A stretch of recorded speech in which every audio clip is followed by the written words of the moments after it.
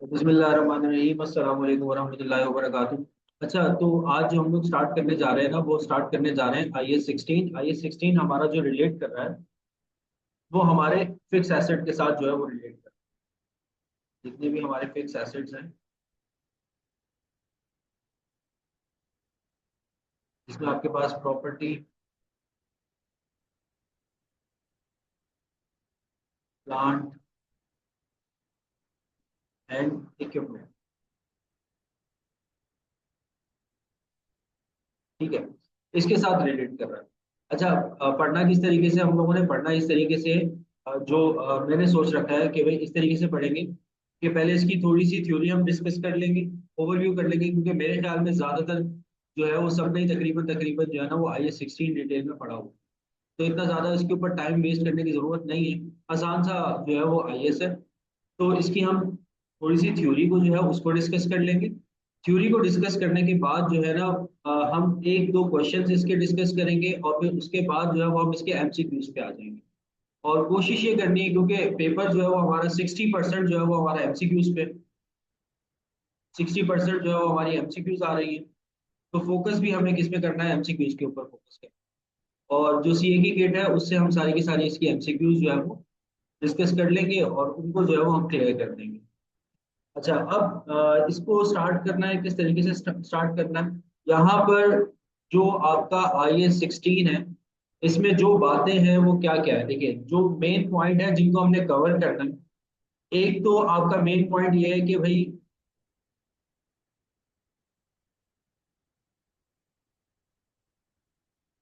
Cost model,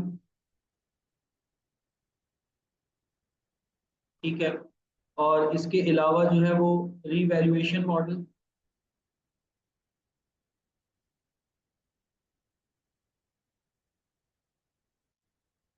third पे आपके पास आ जाता है डिस्पोजल ऑफ एसेट।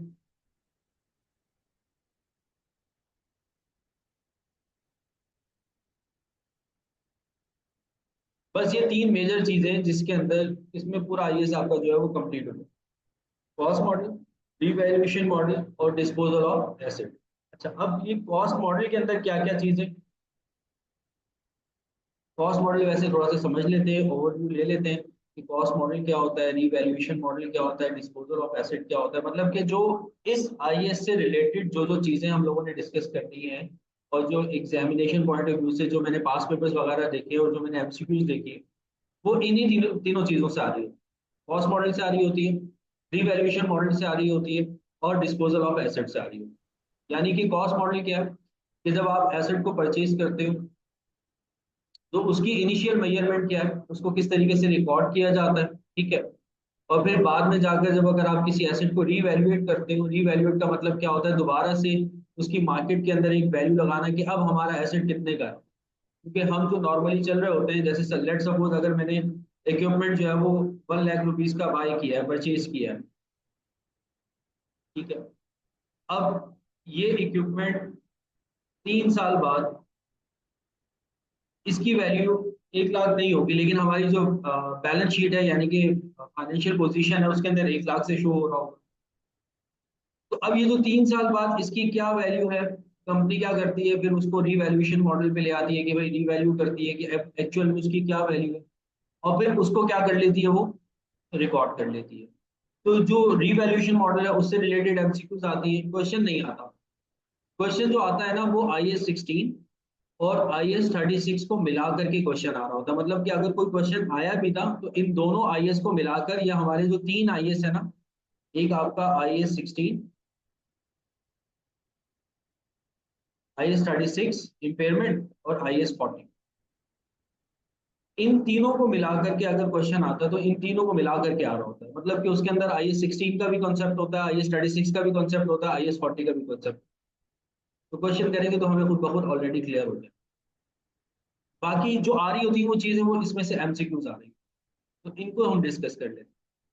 यहाँ तक कोई क्वेश्चन, कोई मसला हो तो आप एमसीक्यूज उसमें, सॉरी, चैट पे पूछ सकते हो या अपना माइक ओपन करके भी पूछ सकते हो, कोई इश्यू नहीं है।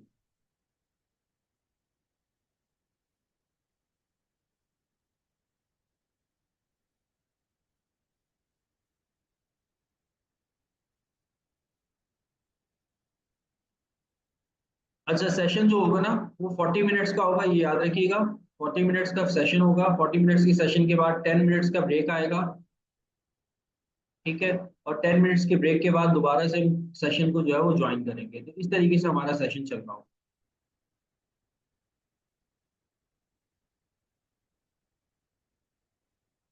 अच्छा, तो सबसे पहले हम डिस्कस कर लेते हैं, जो मैंने 3 पॉइंट्स लिखे हैं, जो 3 पॉइंट्स आ रहे होते हैं। सबसे पहले आपके पास क्या आ जाता है, कॉस्ट मॉडल।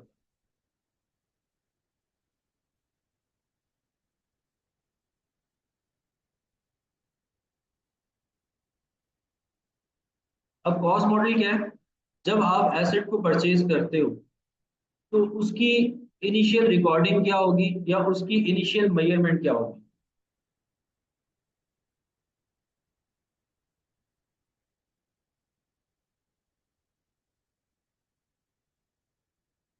अच्छा, लिखने की जरूरत नहीं है, ये सब कुछ पीडीएफ की फॉर्म में ना मैं आपके साथ ग्रुप में शेयर कर दूँ। ये सारा का सारा मैं पीडीएफ बनाकर कन्वर्ट करके आपके साथ ग्रुप में शेयर कर दूंगा। कोई पॉइंट वैसे लिखने हो तो लिख लेना, वैसे इसको कॉपी करने की जरूरत नहीं, ठीक है। कॉस्ट मॉडल के अंदर क्या है, इनिशियल मेजरमेंट। अगर आप किसी एसेट को बाय कर रहे हो या आप किसी एसेट को खरीद रहे हो, तो उसको आप स्टैंडर्ड के हिसाब से किस तरह से रिकॉर्ड करोगे, इसको आप कहते हो इनिशियल। अच्छा, अब आईएएस कहता है, देखिए जब भी आप कोई एसेट खरीदते हो तो हमारी सिर्फ वो कॉस्ट नहीं होती कि हमने जिस एसेट को खरीदा है कि बस जो हमने पेमेंट पे की है वो हमारी कॉस्ट नहीं है। और भी एसेट के ऊपर बहुत सारी हमारी कॉस्ट आ रही होती है, जैसे कि ट्रांसपोर्टेशन का एक्सपेंस हो गया। जैसे कि अगर कोई एसेट जो है वो हमने बाय किया है, उसको इंस्टॉल करना है, तो एक वो भी एक्सपेंस है। अगर कोई एसेट हमने खरीदा है, लेट सपोज 10 साल बाद जो है वो एक्सपायर हो जाएगा, तो 10 साल बाद हम अगर उसको अपने फैक्ट्री में से हटाते हैं तो डिसमेंटलिंग कॉस्ट भी एक आती है। मतलब बहुत सारी चीजें होती हैं, जब आप एसेट को खरीदते हो तो उस वक्त आपको फेस करना पड़ेगा। तो उसकी रिकॉर्डिंग किस तरीके से होगी, मतलब कि एक छोटी सी बात है। जैसे अगर आप एक एसेट जो है वो 10,000 का बाय करते हो, अच्छा बात हो रही है हमारी फिक्स एसेट की, ठीक है। अगर कोई आप एसेट 10,000 का बाय करते हो, तो ये 10,000 नहीं है, मैं भी। अब वो एसिड अपने पास अगर अगर आप फैक्ट्री के अंदर या प्लांट के अंदर लेकर आते हो तो आपका 1,000 का ट्रांसपोर्टेशन हो गया। अगर आपने वो एसिड जो है वो इंपोर्ट किया है, तो लेट सपोज आपने उसके ऊपर 1,000 की इंपोर्ट ड्यूटी पे कर दी। फिर आप उसको अपने प्लांट में या अपनी फैक्ट्री में लेकर आकर उसको इंस्टॉल भी कर रहे हो। तो बहुत सारे एक्सपेंडिचर्स होते हैं जो कि आपके एसिड को खरीदते वक्त, जब आप किसी एसिड को खरीद रहे होते हो, बहुत सारे एक्सपेंडिचर्स हो रहे हैं।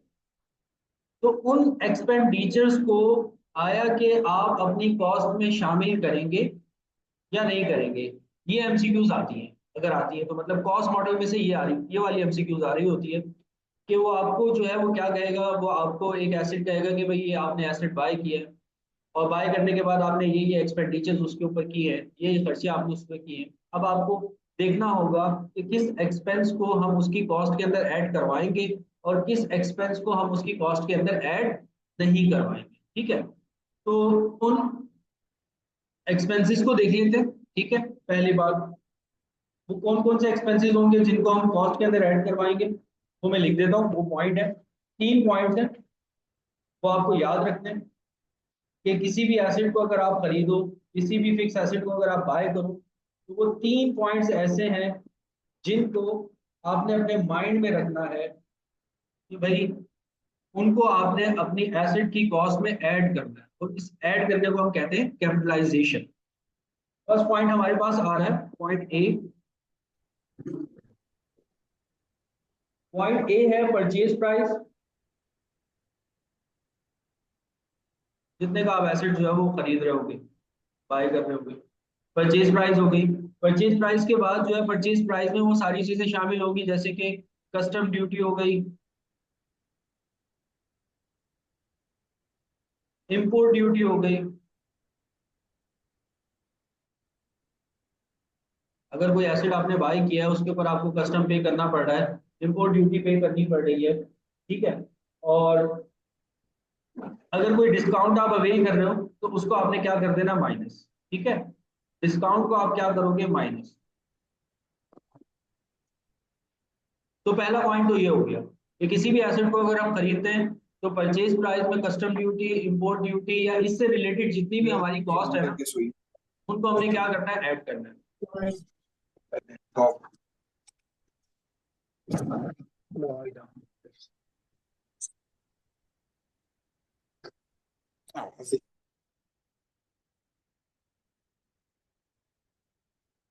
अच्छा, पहला पॉइंट तो हमारे पास ये हो गया कि इन चीजों को हमने क्या करना है, ऐड करना है। कोशिश ये कीजिएगा अपने माइक जो है ना वो ऑफ रखें। अगर कोई क्वेश्चन पूछना हो तो माइक ओपन करके फिर आप पूछ लेना, वरना माइक को ऑफ रखना, वरना इससे ही होगा कि सारे के सारे डिस्टर्ब होंगे। अच्छा, दूसरा है डायरेक्टली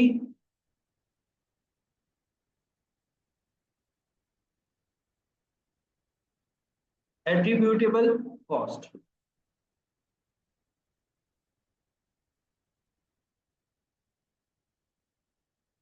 ऐसी कॉस्ट जो उस एसेट से डायरेक्टली रिलेट कर रही हो।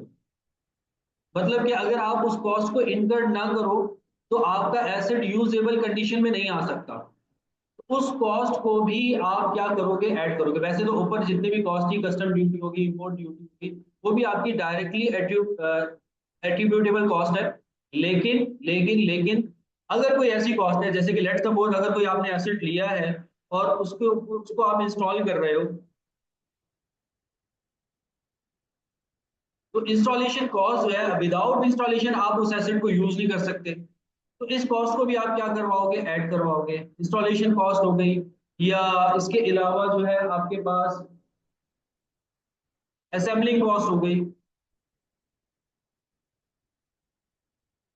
मतलब इस तरीके से, इस तरह की कॉस्ट जो कि डायरेक्टली रिलेट कर रही हूं, और उन चीजों को आप इग्नोर नहीं कर सकते हो। मतलब ऐसा नहीं है कि आप उनको इग्नोर कर दो तो आपका एसिड यूजेबल कंडीशन में आ जाए, तो पॉसिबल नहीं है। तो आप उस कॉस्ट को भी अपने एसिड की कॉस्ट में क्या कर लोगे, ऐड कर। अच्छा, फिर उसके बाद जो सी पॉइंट आता है, सी पॉइंट में हमारे पास है कॉस्ट ऑफ डिसमेंटलिंग, या डिसमेंटलिंग कॉस्ट भी इसे हम कहते हैं। इसको भी आपने क्या करना है, ऐड करना है। अच्छा, ये जो कॉस्ट होती है ना, ये एग्जैक्ट नहीं होती, ये कॉस्ट होती है एस्टिमेटेड। ठीक है, मतलब डिसमेंटलिंग कॉस्ट क्या होगी, डिसमेंटलिंग कॉस्ट ये होगी कि अगर आप किसी एसेट को जब इंस्टॉल कर रहे हो तो ऑब्वियस सी बात है उसके ऊपर कॉस्ट आ रही है, और आपने ऊपर वो बी पॉइंट के अंदर क्या किया है, ऐड किया है। अब अगर आप उस एसेट की लाइफ 10 साल है और 10 साल बाद अब वो एसेट यूजेबल कंडीशन में नहीं रहता, तो ऑब्वियस सी बात है आप उसको क्या करोगे, डिसमेंटल करोगे, अपने पास से हटाओगे। अब जब आप उसको अपने पास से हटाओगे तो कुछ ना कुछ कॉस्ट जो है वो उस एसेट के ऊपर इंकर्ड होगी। ऐसा नहीं होगा कि वो एसेट बिल्कुल खत्म हो जाएगा, आपको हटाने के लिए भी कुछ ना कुछ कॉस्ट जो है वो लगानी होगी। तो उस कॉस्ट को आप कहते हो डिसमेंटलिंग कॉस्ट, और at the time of purchase आप उस कॉस्ट को एस्टिमेट कर लेते हो कि भाई at the time of dismantling मेरी इतनी कॉस्ट आएगी, और उस कॉस्ट को भी आप एसेट की कॉस्ट में क्या कर लेते हो, ऐड कर लेते हो, यानी कि कैपिटलाइज कर। तो ये तीन पॉइंट्स आपने याद रखने हैं।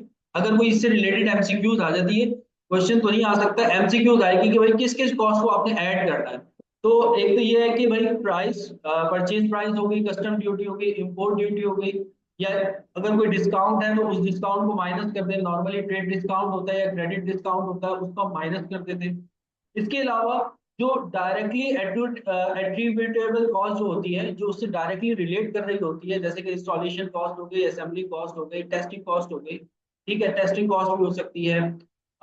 इसके अलावा जो है आपके पास प्रोफेशनल फी हो गई। ठीक है, एक एसेट आपने इंपोर्ट किया, इंपोर्ट करने के बाद पाकिस्तान में कोई इंजीनियर नहीं मिल रहा जो उसको इंस्टॉल कर सके, आपने बाहर से लोग मंगवाए और उनको आप पे कर रहे हो, तो प्रोफेशनल फी आप उनको पे कर रहे हो। उस कॉस्ट को भी आप अपने फिक्स एसेट की कॉस्ट का क्या करोगे, हिस्सा बनाओ। ठीक है, और इसके अलावा जो अगर कोई डिसमेंटलिंग कॉस्ट है, आप देख रहे हो कि 10 साल बाद जब हम इसको हटाएंगे तो एक कोई ना कोई कॉस्ट आ जाएगी, उस कॉस्ट को भी आप अपने एसेट की कॉस्ट में क्या कर लोगे, ऐड कर। तो आईएस ये कहता है कि इन तीन तरह की कॉस्ट को आपने क्या करना है, एसेट की कॉस्ट में ऐड करना है। तो कॉस्ट मॉडल आपको ये कहता है। अच्छा, जब भी आप परचेज करोगे एसेट, जैसे लेट सपोज अगर आप एसेट को परचेज कर रहे हो 1,20,000, ठीक है, आपने एसेट को 1,20,000 का परचेज किया, आप उसको फैक्ट्री में लेकर आए, अब आपने मार्केट में देखा उसकी वैल्यू हो गई 1,30,000 या 1,40,000 हो गई उसकी वैल्यू। तो अब आप बोलोगे यार इसको मैं 1,20,000 का अपनी बुक्स ऑफ अकाउंट में रिकॉर्ड करूं या 1,40,000 रुपए का अपनी बुक्स ऑफ अकाउंट के अंदर रिकॉर्ड करूं। आईएससी कहता है कि इनिशियल मेजरमेंट क्या होगी, आपकी कॉस्ट होगी, ठीक है, आपकी फेयर वैल्यू नहीं होगी। वो जो वैल्यू आप आकर फैक्ट्री में देख रहे हो कि अब इसकी मार्केट के अंदर ये वैल्यू हो चुकी है, उस वैल्यू को आप इनिशियली रिकॉर्ड नहीं कर सकते। इनिशियली आपने अपने एसेट को अपनी कॉस्ट पे ही रिकॉर्ड करना है, ठीक है। जितने का आपका एक एसेट है, जितने का आपने बाय किया है, जितने का आपको पड़ा है, आप उसी वैल्यू से इनिशियली रिकॉर्ड करो, ठीक है।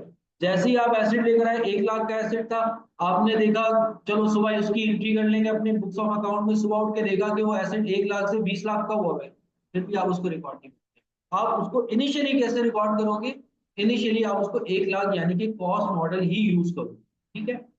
तो सबसे पहले फर्स्ट टाइम रिकॉर्ड होगा वो कॉस्ट मॉडल, यानी कि इनिशियली हमारी कॉस्ट पे रिकॉर्ड। अब बारी आ जाती है रीवैल्यूएशन मॉडल, ठीक है। अब रीवैल्यूएशन मॉडल क्या है? रीवैल्यूएशन मॉडल नॉर्मली कंपनीज कर रही होती है, अपने एसेट्स को अब उसकी उनकी रियल वैल्यू के ऊपर लेकर आ रही हो। जैसे कि एक एसेट आपने जो है वो 20 साल पहले लिया था, एक बिल्डिंग आपने 20 साल पहले ली थी। अब वो जो बिल्डिंग 20 साल पहले थी, अब उसकी प्राइस 20 साल बाद तो ऑब्वियसली बात है चेंज हो चुकी होगी। लेकिन एक अकाउंटिंग के अंदर कंसेप्ट होता है हिस्टोरिकल कॉस्ट कंसेप्ट।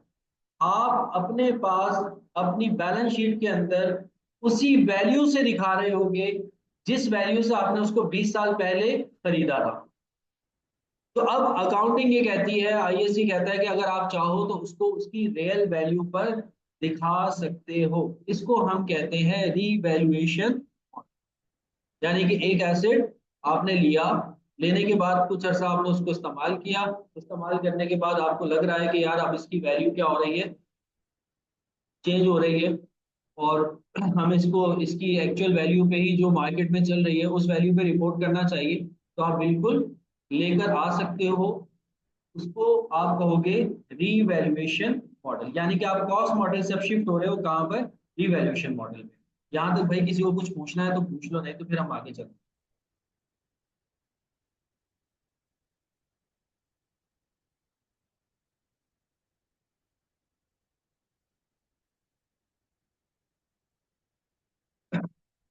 यहाँ तक पूछना है तो पूछ ले, नहीं तो फिर हम आगे चलते हैं। ऑल गुड है, ठीक है जी। तो अब ये हमारा क्या हो गया, रीवैल्यूएशन मॉडल।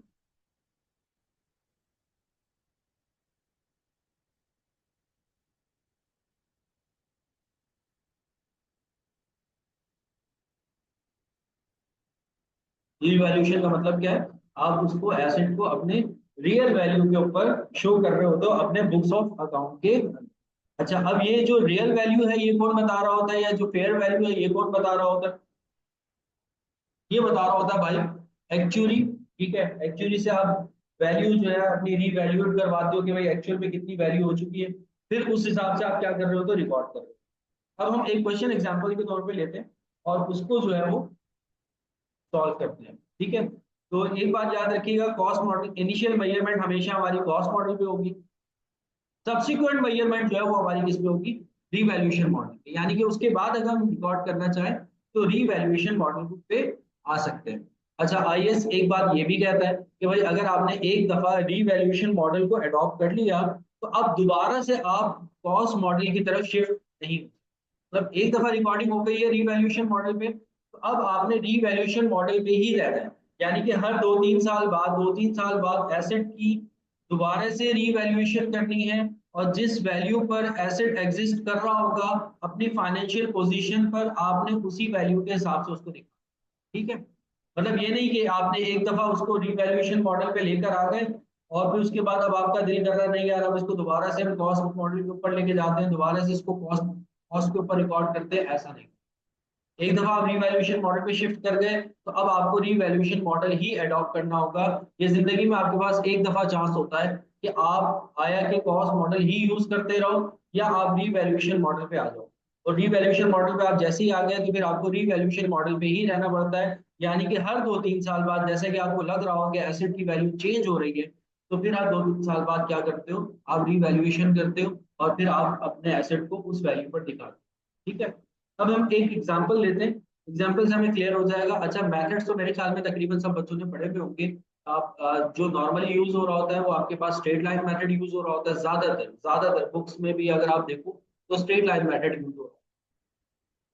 कुछ जगहों पर जो है वो डिमिनिशिंग बैलेंस मेथड जो है, जिसको हम रिड्यूसिंग बैलेंस मेथड कहते हैं, डेप्रिसिएशन कैलकुलेट करने के लिए वो यूज हो रहा होता है। और ये सारे मेथड जो है वो आप लोगों ने वैसे भी ऑलरेडी क्या किए होंगे, पढ़े होंगे। और यूनिट प्रोडक्शन मेथड और वर्किंग आवर मेथड तो बहुत ही कम है, वो भी देख लेंगे अगर टाइम मिला तो उन मेथड्स को भी एक दफा कवर कर लेंगे। सम ऑफ या डिजिट मेथड वो अब ऑब्सोलीट हो चुका है, वो यूज नहीं होता, उसको करने की जरूरत नहीं। अच्छा, सपोज करो कि एक एसिड है। अच्छा, ये जो चीजें ना, अब जो मैं करने जा रहा हूँ रीवैल्यूएशन मॉडल में, ये मोस्ट इंपॉर्टेंट है, इस एसेट से रिलेटेड, इस आईएस से रिलेटेड, इसको गौर से देख लीजिए। एग्जाम्पल लेते हैं।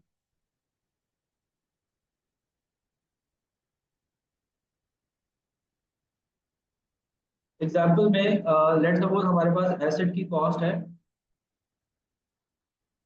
1 मिलियन की। ठीक है, यानी कि 10 लाख। और एसेट की लाइफ को हम एस्टिमेट कर रहे हैं कि ये एसेट जो है वो हमारे पास 10 साल जो है वो चल जाएगा, 10 ईयर्स इसकी लाइफ। और जो डेट ऑफ परचेज है,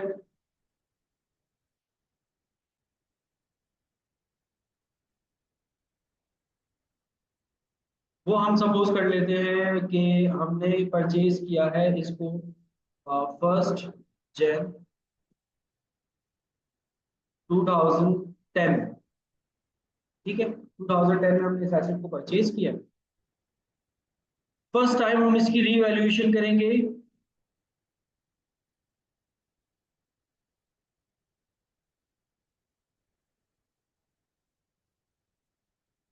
डेट में मेंशन कर देता हूँ, 31 दिसंबर 2011।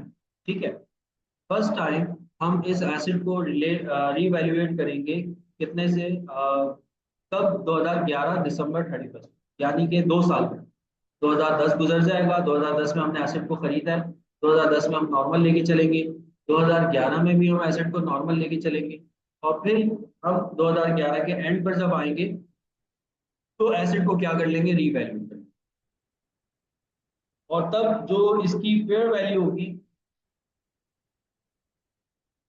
December 31, 2011, फेयर वैल्यू जो इसकी होगी वो होगी, सपोज कर लेते हैं 15 लाख, यानी कि 1.5 मिलियन। मतलब हमारा एसेट जो है वो इसकी वैल्यू क्या हो जाएगी, इंक्रीज हो जाएगी, 15 लाख हो जाएगी। ये होता है रीवैल्यूएशन, कि पहले 10 लाख का लिया था, 2 साल बाद अब हमारा एसेट जो है वो क्या हो रहा है, 15 लाख का। अच्छा, ये जरूरी नहीं है कि आपका एसेट हमेशा इंक्रीज करे, डिक्रीज भी हो सकता है और इंक्रीज भी हो सकता है। तो दोनों सिनेरियो हम पढ़ेंगे कि इंक्रीज कब होगा और डिक्रीज कब। ठीक है, फिर उसके बाद जो है उसके बाद जो है सेकेंड रीवैल्यूएशन करेंगे हम इसकी।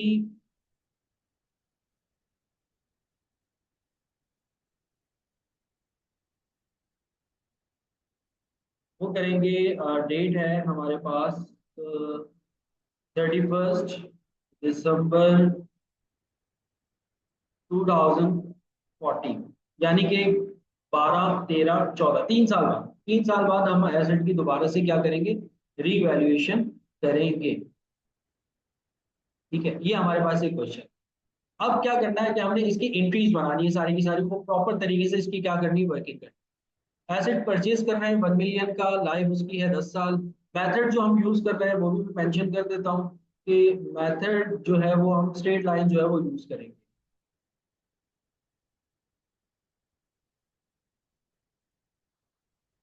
स्ट्रेट लाइन मेथड को जो है वो हम फॉलो करेंगे। और उसकी हेल्प से जो है वो हम क्या करेंगे, डेप्रिसिएशन को कैलकुलेट करेंगे। एक एक पॉइंट जो है वो नोट करते जाइएगा अपने पास। ये सारे पॉइंट्स अब जो मैं यहाँ पे करवाऊंगा, ये सारी चीजें एमसीक्यूज में आएंगी। और जैसे ही मैं ये क्वेश्चन कर लूंगा ना, उसके बाद हम चले जाएंगे एमसीक्यूज पे। इससे रिलेटेड जितनी भी एमसीक्यूज सीए की किट के अंदर होंगी वो मैंने ऑलरेडी निकाल कर रखी हुई। तो वो सारी की सारी एमसीक्यूज हम हाथ के हाथ कर ली, मतलब टॉपिक पढ़ा साथ में उसकी एमसीक्यूज कर ली, टॉपिक पढ़ा साथ में उसकी एमसीक्यूज कर ली, टॉपिक भी कवर हो जाएगा, एमसीक्यूज भी कवर। ये क्वेश्चन कर रहे हैं साथ में इसी के एमसीक्यूज कर रहे हैं। ठीक है, तो भाई थोड़ा टाइम जो है वो लंबा जाएगा, तो एंड तक बैठना है सबने, ठीक है। कंप्लीट करके उठना है, आज कुछ भी हो जाए। IAS 16 जो है वो हम लोगों ने कंप्लीट करके उठना है, भले सुबह नौकरी पे जाना हो, कहीं पे भी जाना हो। अच्छा, अब देखो, एसेट को आप खरीद रहे हो जनवरी की 1 2010 के अंदर। तो पहला काम क्या होगा? पहला काम तो ये होगा, हमने एसेट को खरीदा है, तो एसेट को खरीदेंगे तो जनवरी 1 को हम एक एंट्री बना लेंगे 2010 में, कि एसेट को हम क्या कर देंगे, डेबिट 1 मिलियन से, और कैश या बैंक को हम क्रेडिट कर देंगे 1 मिलियन। ठीक है, हमने एसेट खरीदा है और एसेट खरीदने की एंट्री ये बनती है, ठीक है। अच्छा, फिर उसके बाद आते हो तो नेक्स्ट स्टेप क्या होगा? जितने इवेंट्स हैं वो सारे के सारे हमने रिकॉर्ड करने हैं। अब नेक्स्ट इवेंट हमारे पास ये होगा, सेकंड रीवैल्यूएशन अमाउंट, एक minute, second sorry, second revaluation amount जो है वो हो जाएगी फेयर वैल्यू, देता हूँ, 3 लाख हो जाएगी। ठीक है, एक दफा हम वैल्यू को बढ़ा देते हैं, तो एक दफा वैल्यू को कम करते हैं, दोनों सिनेरियोज हम डिस्कस करते हैं। अच्छा, तो एसेट क्योंकि हमने खरीदा है, बाय किया है, तो एसेट को हम क्या करेंगे, डेबिट कर देंगे, कैश या बैंक को हम क्या कर देंगे, क्रेडिट। पहली एंट्री तो ये बन गई। अब ईयर एंड हो रहा है, सपोज कर लो कि December 31, तो December 31 को हम ऑब्वियस सी बात है एक एंट्री बनाएंगे, December 31 2010 को हम डेप्रिसिएशन एक्सपेंस को क्या कर देंगे, डेबिट।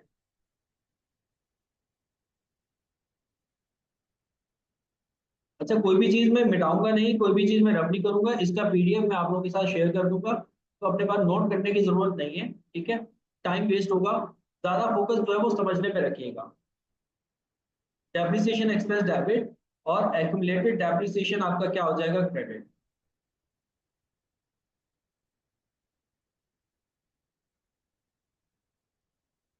ठीक है, क्योंकि आप डेप्रिसिएशन एक्सपेंस को रिकॉर्ड करोगे, आपका एसेट जो है वो 1 मिलियन का है, और लाइफ उसकी 10 साल थी, तो इसको हम अगर डिवाइड कर लेते हैं तो कितना आ जाएगा, 1 लाख आ जाएगा।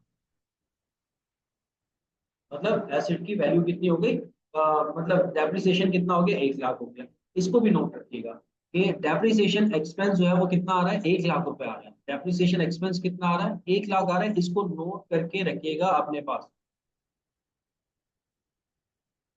अच्छा जी, फिर उसके बाद अब हो रही है रीवैल्यूएशन। तब वो नहीं, बल्कि 2010 गुजर गया ना, हाँ 2010 गुजर चुका, अब 2011 आ गया, 2011 December 31, अब दोबारा से क्या होगी, रीवैल्यूएशन। और 2011 को बिफोर रिवैल्यूएशन, ऑब्वियस सी बात है, एक डेप्रिसिएशन तो आ रहा है हमारा, उसको हम रिकॉर्ड कर लेते हैं, December 31 2011 डेप्रिसिएशन एक्सपेंस डेबिट, और एक्यूमुलेटेड डेप्रिसिएशन, या कोई अगर अलाउंस फॉर डेप्रिसिएशन रिकॉर्ड करता हो तो वो भी कर सकता है, कोई इशू नहीं है। 1 लाख का आप क्या कर दोगे, क्रेडिट कर। अब December 31 2011 तक हमने डेप्रिसिएशन रिकॉर्ड कर लिया, अब एक इवेंट एग्जिस्ट हो रहा है, और वो इवेंट क्या है, कि भाई अब हम जो है वो अपने एसेट को रीवैल्यूएशन मॉडल पर लेकर जा रहे हैं। अब हमारा एसेट जो है वो 10 लाख का नहीं, बल्कि अब हमारा एसेट कितने का हो चुका है, 15 लाख का हो चुका है। तो IAS ये कहता है कि भाई जब भी आप रीवैल्यूएशन मॉडल पर जाओ, तो पहले आप अपने एसेट को कैरिंग वैल्यू पे ले आओ। पॉइंट पे क्या बता रहा हूं, जब भी आप अपने एसेट को कॉस्ट मॉडल से रीवैल्यूएशन मॉडल पे शिफ्ट कर रहे हो, या जब भी रीवैल्यूएशन हो रही है, तो बिफोर रीवैल्यूएशन आपने अपने एसेट को आपने अपने एसेट को कहां पर लेकर आना है, उसकी कैरिंग वैल्यू पे लेकर आना है। अब कैरिंग वैल्यू बोले तो क्या होती है, कैरिंग वैल्यू होती है हमारे पास जो हमारे एसेट की कॉस्ट है, और जितना उसका डेप्रिसिएशन हो चुका है उसको अगर हम माइनस कर दें तो हमारे पास क्या आ जाती है, कैरिंग वैल्यू। ठीक है, तो अब अगर हम एसेट को रीवैल्यूएशन पर लेकर जा रहे हैं, अगर हम अपने एसेट को रीवैल्यूएशन पर लेकर जा रहे हैं, तो पहले हम एसेट को अपनी उसकी कैरिंग वैल्यू पे लेकर आएंगे। यानी कि हमारे हिसाब से उसकी वैल्यू क्या है, हमारे हिसाब से एसेट जो था वो 10 लाख का था, 2 साल वो डेप्रिशिएट होता रहा है 1-1 लाख से, यानी कि उसकी कैरिंग वैल्यू क्या होगी, 8 लाख। ठीक है, समझ में आ रही बात कि 8 लाख क्या है, कैरिंग वैल्यू कैसे निकालनी है कि जो आपके एसेट की कॉस्ट है और जितना उसका डेप्रिसिएशन हो चुका है वो सारा आपस में क्या कर दोगे, माइनस कर दोगे। तो आपका एसेट जो है वो किस वैल्यू पे आ जाएगा, कैरिंग वैल्यू पे आ जाएगा। तो आईएससी कह रहा है कि बिफोर इवैल्यूएशन आपको अपने एसेट को कहां पर लेकर आना है, उसकी कैरिंग वैल्यू पर लेकर आना है। ठीक है, तो अब अपने एसेट को मैं कैरिंग वैल्यू पे किस तरीके से लेकर आऊंगा, ये देख लो। बिफोर इवैल्यूएशन December 31 को ही मैं 2011 के अंदर एक एंट्री बनाऊंगा, जितना भी मेरा एक्यूमुलेटेड डेप्रिसिएशन है उसको मैं डेबिट कर दूंगा।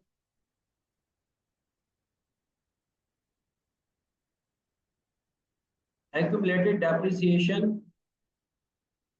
डेबिट, और एसेट को मैं क्या कर दूंगा, क्रेडिट। ठीक है, अब कितना मेरा एक्यूमुलेटेड डेप्रिसिएशन है, 1 लाख ये है और 1 लाख ये है, दोनों मिलाकर कितने हो गए, 2 लाख। 2 लाख से मैं एक्यूमुलेटेड डेप्रिसिएशन को डेबिट, और 2 लाख से ही मैंने अपने एसेट को क्या कर दिया, क्रेडिट। अब जरा नोट करो कि मेरा एसेट कितने का था, 10 लाख का था, और अब मेरा एसेट 2 लाख से क्या हुआ है, क्रेडिट हुआ है। पहले डेबिट था 10 लाख से, 2 लाख से क्या हो गया, क्रेडिट हो गया। तो ये राइट ऑफ होके एक्चुअल में मेरे एसेट की वैल्यू कितनी रह चुकी है, 8 लाख हो चुकी है। यानी कि अब मैं अपने एसेट को कहां पर लेकर आ चुका हूं, अपने एसेट को मैं कहां पर लेकर आ चुका हूं, अपने एसेट को मैं उसकी कैरिंग वैल्यू पर लेकर आ चुका हूं। यहाँ तक क्लियर हो गया। जहां तक किसी को कुछ पूछना है तो पूछ लो।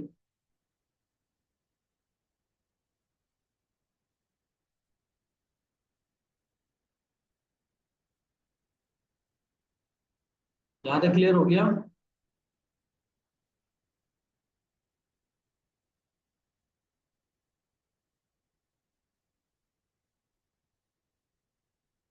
ठीक है जी, डन हो गया, डन हो गया, डन हो गया।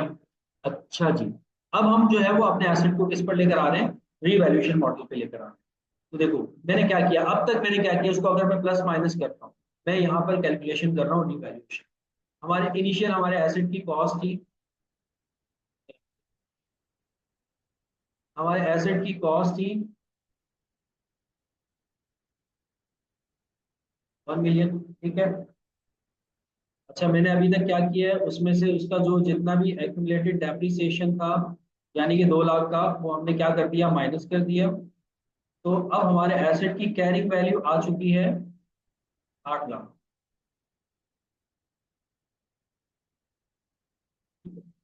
अब जो है 2011 के अंदर December 31 को जो हमारा एसेट हो रहा है वो कितने का आ रहा है, 15 लाख का हो रहा है। ठीक है, तो ये हमारी क्या है, एसेट की फेयर वैल्यू। अब हम क्या करेंगे, हम ये देखेंगे कि हमारे एसेट की वैल्यू में इंक्रीज कितना आया। हमारे एसेट की जो अब एक्चुअल वैल्यू हो चुकी है वो 8 लाख हो चुकी है बुक्स ऑफ अकाउंट के अंदर, क्योंकि हम एसेट को क्रेडिट कर चुके हैं। तो 8 लाख से हमारा एसेट जो है वो जा रहा है 15 लाख। तो कितना इंक्रीज आ रहा है, अगर हम माइनस करते हैं तो अराउंड हमारा 7 लाख रुपीज का क्या हो रहा है, इंक्रीज हो रहा है। ये हमारी क्या थी, फेयर वैल्यू। ठीक है, ये फेयर वैल्यू को मैंने क्या किया, लेस किया। तो ये मेरे पास आ गया रीवैल्यूएशन सरप्लस। ठीक है, कि मेरा एसेट जो मेरे एसेट के अंदर इंक्रीज आया है वो कितने से आया है, 7 लाख रुपए से। क्योंकि अब जो मैं कंपैरिजन करूंगा वो अपनी कैरिंग वैल्यू और फेयर वैल्यू का कंपैरिजन होगा। रीवैल्यूएशन करते वक्त हमेशा जब भी कंपैरिजन होगा वो कैरिंग वैल्यू और फेयर वैल्यू के दरमियान। ठीक है, कॉस्ट और फेयर वैल्यू के दरमियान नहीं होगा, कैरिंग वैल्यू और फेयर वैल्यू। कैरिंग वैल्यू मेरी 8 लाख थी, तभी तो मैंने क्या किया, एसेट को क्रेडिट किया था, कितने से क्रेडिट किया था, 2 लाख से। तो अब जो है, जो इंक्रीज आया है, इस इंक्रीज को आप कहते हो रीवैल्यूएशन सरप्लस। ठीक है, और एक बात याद रखिएगा, ये जो रीवैल्यूएशन सरप्लस है ये आपका इक्विटी अकाउंट होता है, और ये कहां जाता है, ये जाता है ओसीआई के अंदर। यानी कि अदर कंप्रीहेंसिव इनकम। अब ये अदर कंप्रीहेंसिव इनकम क्या होती है?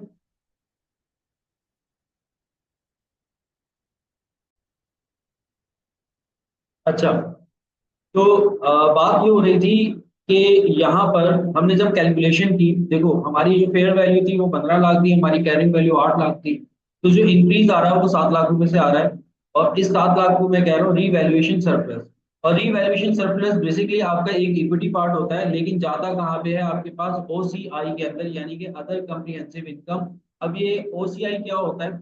ओसीआई बेसिकली ये एक जैसे आपकी statement of profit and loss होता है, जैसे कि आपका शेयर होल्डर इक्विटी होती है, जैसे कि आपकी कैश फ्लो स्टेटमेंट होती है, जैसे कि आपकी स्टेटमेंट ऑफ फाइनेंशियल पोजीशन होती है। ऐसे ही कंपनीज जो है वो ओसीआई भी बनाती है, यानी कि statement of other comprehensive income. ठीक है। तो कुछ ऐसी इनकम्स होती हैं जो एक्सपेक्टेड होती है, जैसे कि रिवैल्यूएशन सरप्लस है, ये आगे जाके कम भी हो रहा है। जैसे कि हमने देखा है कि शुरू में 15 लाख हुआ है, तो उसके बाद जाकर के वो 3 लाख भी हो रहा है। अनएक्सपेक्टेड है ना, ये चेंज हो रहा है बार बार। वैल्यू जो है वो उसकी क्या हो रही है? चेंज हो रही है। ऐसे ही आपने अगर कोई करेंसी करेंसी वगैरह जो है वो परचेज करके रखी हुई है, करेंसी में बॉन्ड्स वगैरह जो है वो परचेज करके रखे हुए हैं, तो उनकी वैल्यू भी जो है वो अप एंड डाउन होती रहती है। तो इसके लिए एक सेपरेटली जो है वो कंपनी एक स्टेटमेंट बनाती है, जिसको वो नाम दे देती है अदर कम्प्रिहेंसिव इनकम का। और उसका इम्पैक्ट भी वो कहाँ पर शो करती है? इक्विटी के अंदर शो करती है। जैसे कि statement of profit and loss हम सब ने पढ़ा हुआ है, आपके पास प्रॉफिट आ रहा होता है या लॉस आ रहा होता है, लेकिन उस प्रॉफिट और उस लॉस का इम्पैक्ट कहाँ जा रहा होता है? हमारा रिटेन अर्निंग के अंदर। ठीक है। तो सेम यही चीज है कि अदर कम्प्रीहेंसिव इनकम भी बेसिकली रिटेन अर्निंग का इक्विटी का पार्ट है। तो सेम यही चीज आपके पास जो अदर कम्प्रीहेंसिव इनकम है, ये एक इक्विटी अकाउंट ही है, और एट द एंड जो है ये भी कहाँ पे जाकर के क्लोज होता है? आपके इक्विटी के अंदर। लेकिन जाता कहाँ पे? आपका रिवैल्यूएशन सरप्लस, ये याद रखिएगा, ओसीआई के अंदर जा सकता है। इस पे भी एमसीक्यूज आपका बन सकता है। अच्छा, तो अब जो मैं ये कह रहा हूँ कि अब जो हमारा इंक्रीज आया वो कितने से आया? 7 लाख रुपए से इंक्रीज आया। अब जो मैं एंट्री बनाऊंगा December 31, 2011 के अंदर, जो मैं एंट्री बनाने जा रहा हूँ वो ये बनाने जा रहा हूँ कि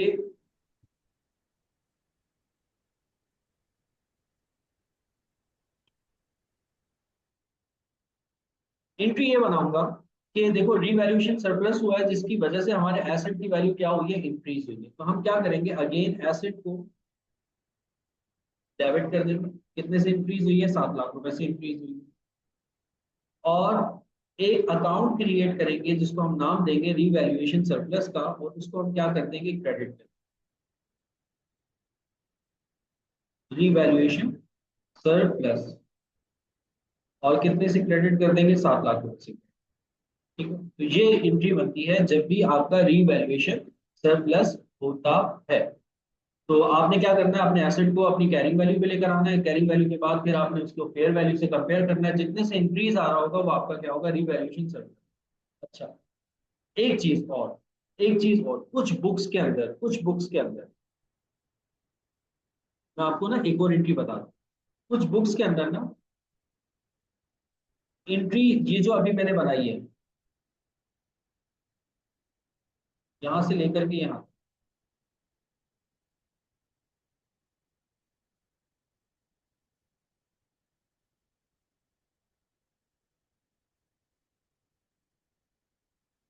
ये जो मैंने एंट्री बनाई, कुछ बुक्स के अंदर एंट्री इस तरीके से बनी हुई है। ठीक है। और एमसीक्यूज इस तरीके से आ सकता है। अभी हम एमसीक्यूज करेंगे, इससे फौरन बाद हम क्या करेंगे? आगे नेक्स्ट रिवैल्यूएशन नहीं करेंगे, पहले हम इसके क्या कर लेंगे? एमसीक्यूज कर लेंगे। और वो क्या एंट्री होती है वो देख लो आप लोग। देखो, एसेट आपका क्रेडिट हुआ 2 लाख से, एसेट आपका डेबिट हुआ 7 लाख से। तो ओवरऑल अगर देखा जाए तो जो आपका एसेट डेबिट हो रहा है ना, वो कितने से डेबिट हो रहा है? 5 लाख से डेबिट हो रहा है, क्योंकि 7 लाख से डेबिट हो रहा है और 2 लाख से वो क्या हो रहा है? क्रेडिट हो रहा है। तो डेबिट और क्रेडिट का इम्पैक्ट जो आ रहा है वो कितना आ रहा है? 5 लाख का। साथ में आपका एक्यूमुलेटेड, देखो ये दोनों तो सॉल्व हो गए, ये भी और ये भी। अब फिर बाकी पीछे क्या रह गया? एक्यूमुलेटेड डेप्रिसिएशन डेबिट हुआ।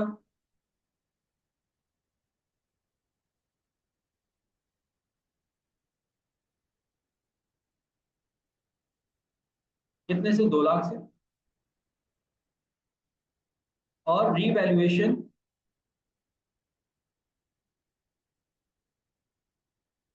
सरप्लस आपका क्या हो गया, क्रेडिट हो गया कितने से, 7 लाख। ठीक है, तो एंट्री ये भी बनती है। चाहो तो ऊपर वाली 2 एंट्रीज बना लो, चाहो तो आप ये वाली बना लो। ये वाली एक कंपाउंड करके एंट्री बना लो, तो दोनों में से कोई सी भी एंट्री बन सकती है।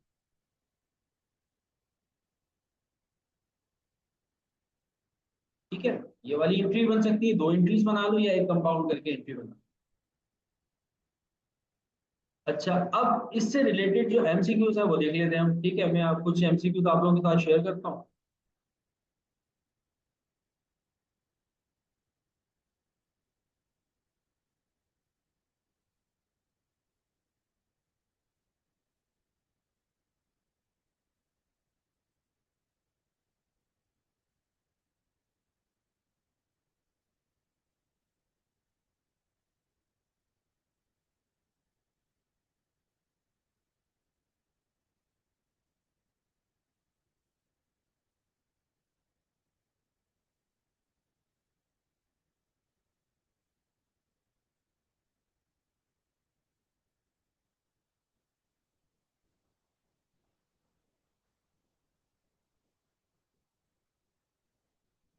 अच्छा, एमसीक्यूज नंबर,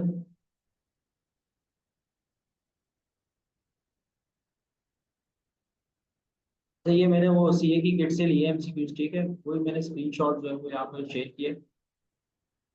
एमसीक्यूज नंबर 2 पर आओ।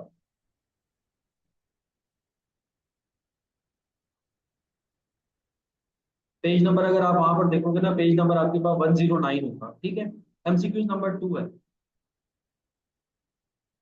अब ये आपको बता रहे हैं कि an entity owns two building, इनकी 2 बिल्डिंग्स हैं, A and B, which are currently recorded in a books at carrying amount of rupees 1,70,000 and rupees 3,20,000 respectively. ठीक है, ये आपको बता रहे हैं कि इनके पास 2 बिल्डिंग्स हैं, ए एंड बी, और इनकी जो कैरिंग वैल्यू है, एक की जो है वो 1,70,000 है, और दूसरे की जो है वो कितनी है, 3,30,000 है। अच्छा, फिर उसके बाद कह रहे हैं कि both building have recently been valued as follow. अच्छा, अब इनको रिवैल्यूएशन किया है, यानी कि अब इनकी फेयर वैल्यू बता रहे हैं, जैसे कि मैंने आप लोगों को बताया था। यहाँ पर हम क्या करते हैं, देखो कैरिंग वैल्यू आ गई, कैरिंग वैल्यू के साथ हम फिर लेस कर देते हैं उसकी फेयर वैल्यू। उसकी फेयर वैल्यू क्या है, फिर जाकर हमारे पास रिवैल्यूएशन सरप्लस आ गया। तो अब वो कह रहे हैं कि अब इनकी वैल्यू लगाई है, तो वैल्यू कितनी हो गई है, बिल्डिंग ए की वैल्यू हो गई 4 लाख, और बिल्डिंग बी की वैल्यू हो चुकी है कितनी, 2,50,000। पहले कैरिंग वैल्यू ये थी, अब ये हो चुकी है। अगर हम फेयर वैल्यू में से कैरिंग वैल्यू को अगर माइनस करते हैं, 1,70 में से 4 लाख माइनस करोगे तो कितना आ जाएगा भैया, 1,70 में से 4 लाख अगर हम माइनस करेंगे, 2,30,000। ठीक है, और 2,30 में से अगर हम माइनस करेंगे 2,50, तो हमारे पास आ जाएगा 80,000। ठीक है, तो टोटल ओवरऑल जो है, अगर आप यहाँ पर देखो, बिल्डिंग ए जो है उसकी वैल्यू इंक्रीज हो रही है, और बिल्डिंग बी जो है उसकी वैल्यू क्या हो रही है, डिक्रीज हो रही है। 3,30,000 से 2,50,000 रुपये, 80,000 से उसकी वैल्यू क्या हुई है, डिक्रीज हुई है। और बिल्डिंग ए की वैल्यू क्या हुई है, इंक्रीज हुई है। तो ओवरऑल अगर आप देखो, 2,30 इंक्रीज का है और 80 डिक्रीज का है, तो 2,30 - 80, तो ओवरऑल जो इंक्रीज आया है वो कितने से आया है, 1,50,000 से। ठीक है, अच्छा, फिर उसके बाद आगे कह रहे हैं, the entity the entity currently have a balance on the revaluation surplus 50,000। अच्छा, वो कह रहे हैं कि इसके पास जो है वो ऑलरेडी बैलेंस भी रखा हुआ है, कितना, 50,000। क्योंकि देखो, जब भी रिवैल्यूएशन होती है तो रिवैल्यूएशन सरप्लस के अंदर कुछ ना कुछ अमाउंट जाता है, तो वो पहले का अमाउंट बता रहे हैं कि ऑलरेडी इनके पास 50,000 से रखा हुआ है, which arose when building A was revalued several years ago. Building has not previously been revalued. वो कह रहे हैं कि ये जो 50,000 बैलेंस हमारे पास रखा हुआ है, ये बिल्डिंग ए को हमने पहले भी रीवैल्यू किया था, तो वो वाला बैलेंस रखा हुआ है। और कह रहे हैं बिल्डिंग बी को आज तक हमने कभी भी रीवैल्यू नहीं किया। तो वो कह रहे हैं कि but double entry will be need to be made to record the revaluation building A and B. कह रहे हैं कि एंट्री क्या बनेगी, देखो इंक्रीज आ रहा है आपका कितने से, 1,50,000। तो अब इसकी एंट्री वो कह रहे हैं कि आप एंट्री बताओगे, एंट्री आप क्या बनाओगे, नॉन करंट एसेट डेबिट करोगे 1,50,000 से, और statement of profit and loss debit होगा 80,000 से, और ओसीआई रिवैल्यूएशन सरप्लस क्रेडिट हो जाएगा आपका 2,30,000 से। ए एंट्री ये बता रहे हैं। बी एंट्री में बता रहे हैं कि नॉन करंट एसेट जो है वो आपके डेबिट हो जाएंगे 1,50,000 से, और statement of profit and loss जो है वो आपका डेबिट हो जाएगा 30,000 से, और आपका जो रिवैल्यूएशन सरप्लस क्रेडिट हो जाएगा वो कितने से क्रेडिट हो जाएगा, 1,80,000। और तीसरी जो एंट्री बता रहे हैं वो बता रहे हैं नॉन करंट एसेट जो है वो आपका डेबिट होगा 1,50,000 से,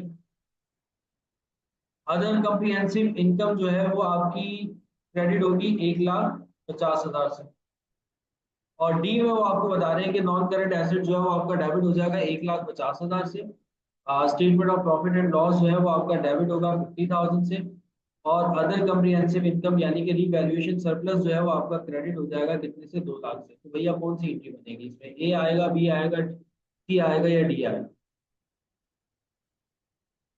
जल्दी से बता दें क्या आएगा, ए आएगा, बी आएगा, सी आएगा, डी आएगा, क्या आएगा, एंट्री क्या बनेगी?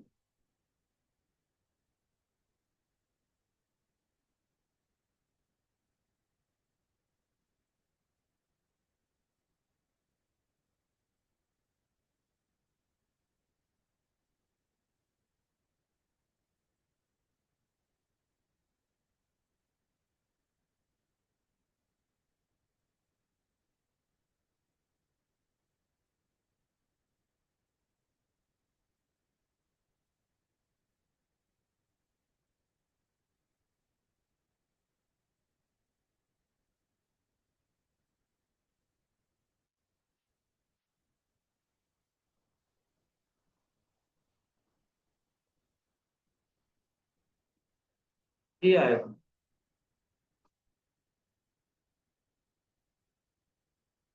कुछ लोग बोल रहे हैं सी आएगा, कुछ लोग बोल रहे हैं डी आएगा, और कुछ लोग बोल रहे हैं डी आएगा। देखो अब समझने की कोशिश कीजिएगा।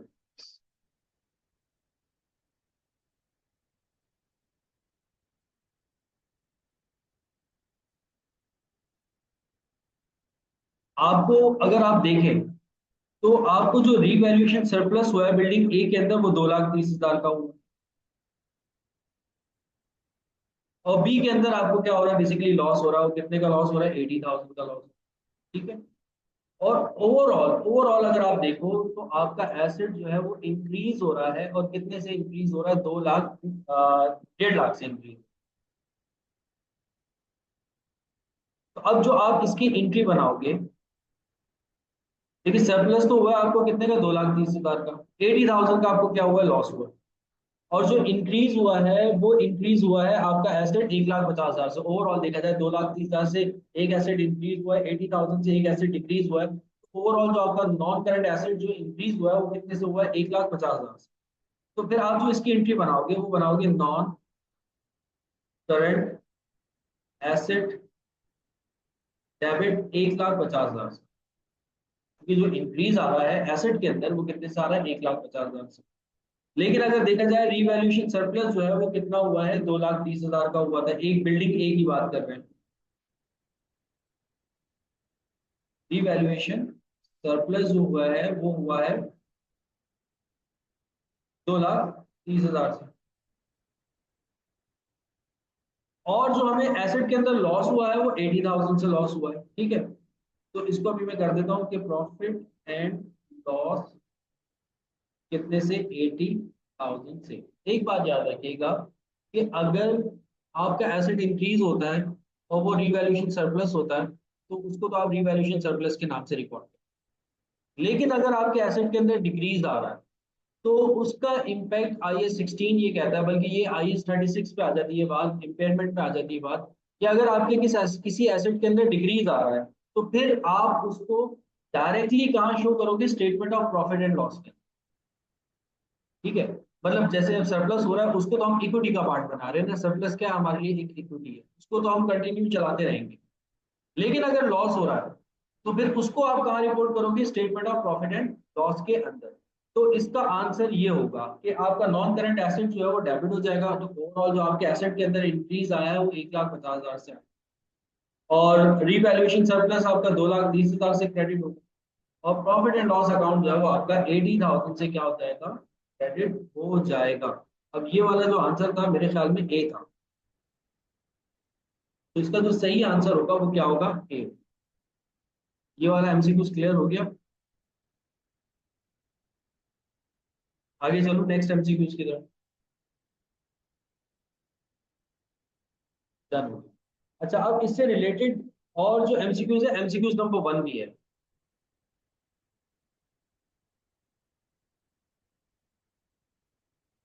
हाँ,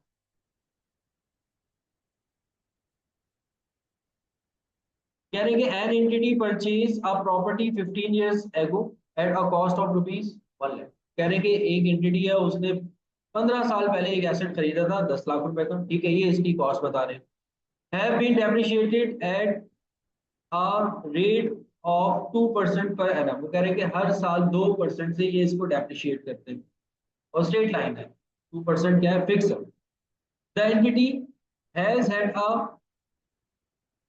property professionally revalued at rupees 5 lakh. अब वो कह रहे हैं कि एंटिटी ने इसको प्रोफेशनली रीवैल्यू किया और उसकी अब वैल्यू कितनी हो चुकी है, 5 लाख हो चुकी है, यानी कि 15 साल बाद। What is the revaluation surplus that will be recorded in the financial statement in respect of this property? अब बताओ कि revaluation surplus कितना रिकॉर्ड होगा। तो मैंने क्या बात बताई थी, मैंने ये बात बताई थी जब भी रिवैल्यूएशन करोगे तो अपने एसेट को आप उसकी कैरिंग वैल्यू पर ले आओ। ठीक है, आपका एसेट था कितने का था, 1 लाख रुपए का था। ठीक है, और इसका जो डेप्रिसिएशन आएगा 2% है, मतलब कि 1 लाख का अगर 2% निकाल दे तो मेरे ख्याल में 2,000 आ जाएगा। ठीक है, तो 2,000 से हमारा एसेट जो है वो हर साल के साल क्या हो रहा है, डेप्रिशिएट हो रहा है। तो 15 साल बाद हम अपने एसेट को क्या कर रहे हैं, रीवैल्यू कर रहे हैं, यानी कि अगर मुझे कैरिंग वैल्यू निकालनी है, कैरिंग वैल्यू में क्या होता है कि पिछला जितना भी डेप्रिसिएशन होता है वो माइनस होता है। तो 2,000 को हम मल्टीप्लाई कर देंगे 15 से, 15 साल का हमारे पास डेप्रिसिएशन आ जाएगा 30,000। अब हमारे एसेट की जो कॉस्ट है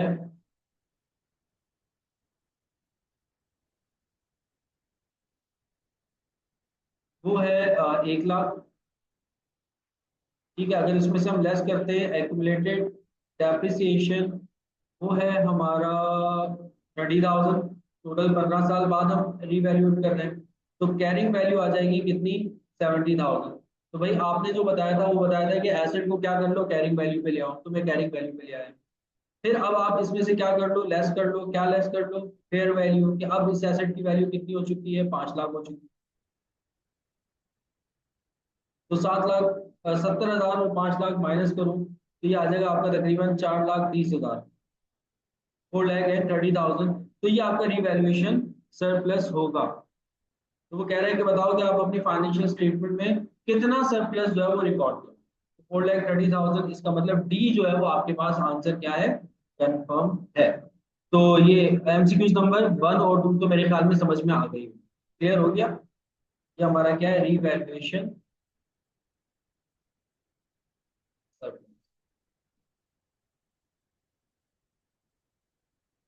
1 और 2 समझ में आ गई, किसी को कुछ पूछना तो नहीं है भाई,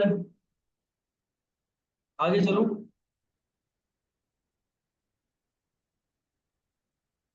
ठीक है जी, ठीक है जी। अच्छा, फिर उसके बाद ना एमसीक्यूज नंबर 6 है।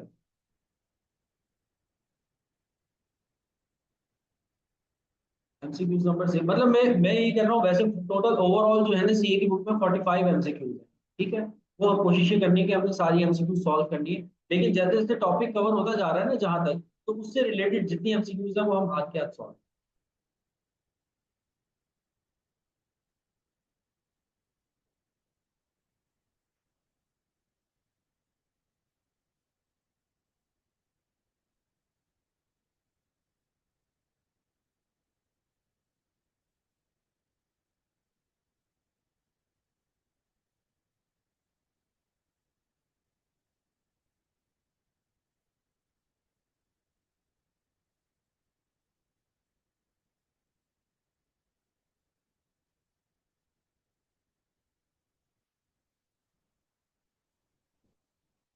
नेक्स्ट है एमसीक्यूज नंबर 6।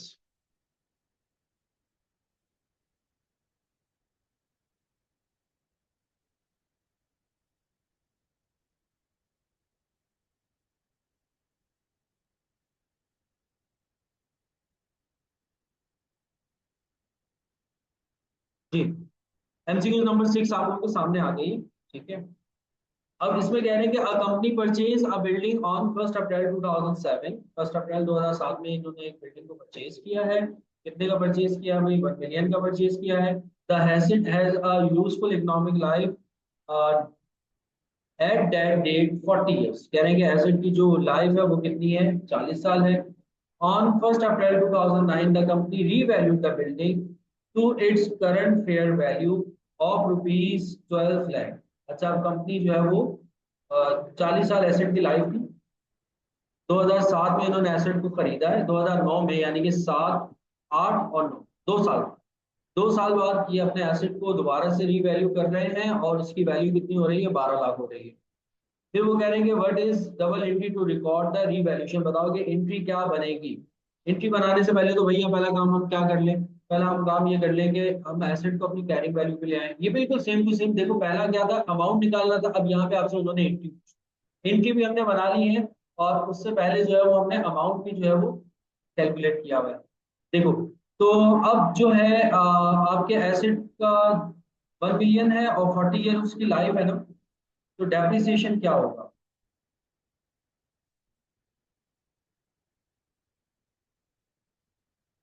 तो मेरे ख्याल में 40,000 आ जाएगा।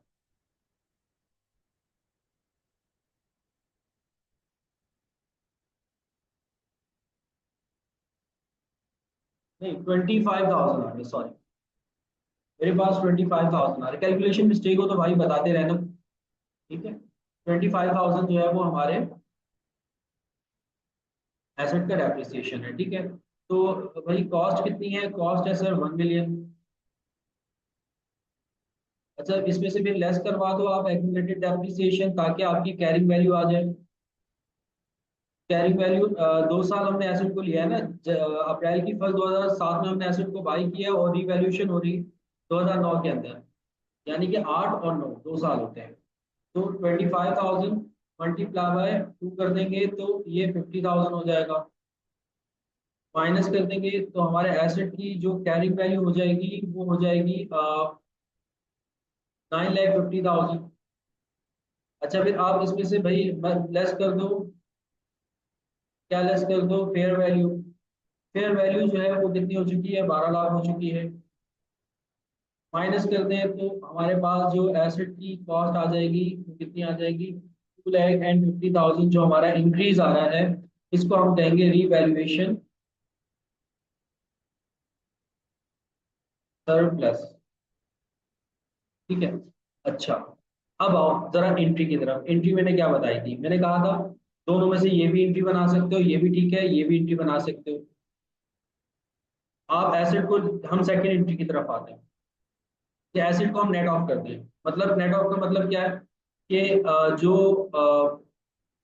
एसिड का जो रिवैल्यूएशन सरप्लस है, जैसे कि यहाँ पे 7 लाख था, और जितना वो डेप्रिशिएट हुआ है वो हम क्या करते हैं? उसमें से माइनस करते हैं।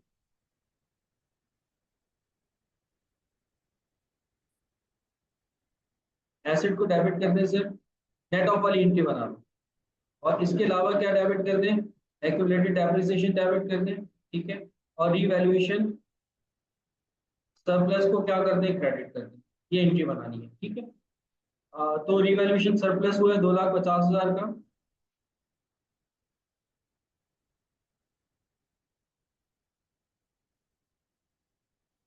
अच्छा, फिर उसके बाद जो उसका जो डेप्रिसिएशन है वो 50,000 है, वो डेबिट हो जाएगा।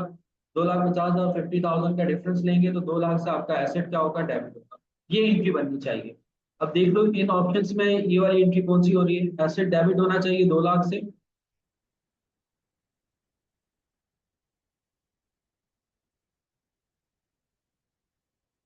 अच्छा, मैंने 12 मिलियन हो गई, मैंने एक जीरो कम लगा दिया है। तो ये रहा सी। मेरे ख्याल में सी है इसका, 6 का।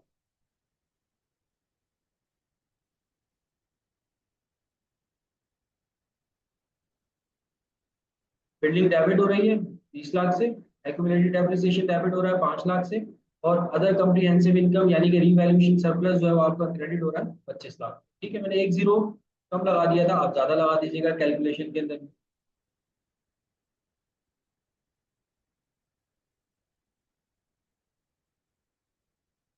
ठीक है जी। अच्छा, फिर उसके बाद इससे रिलेटेड और एमसीक्यूज नंबर 7 है, उसको देख लेते हैं।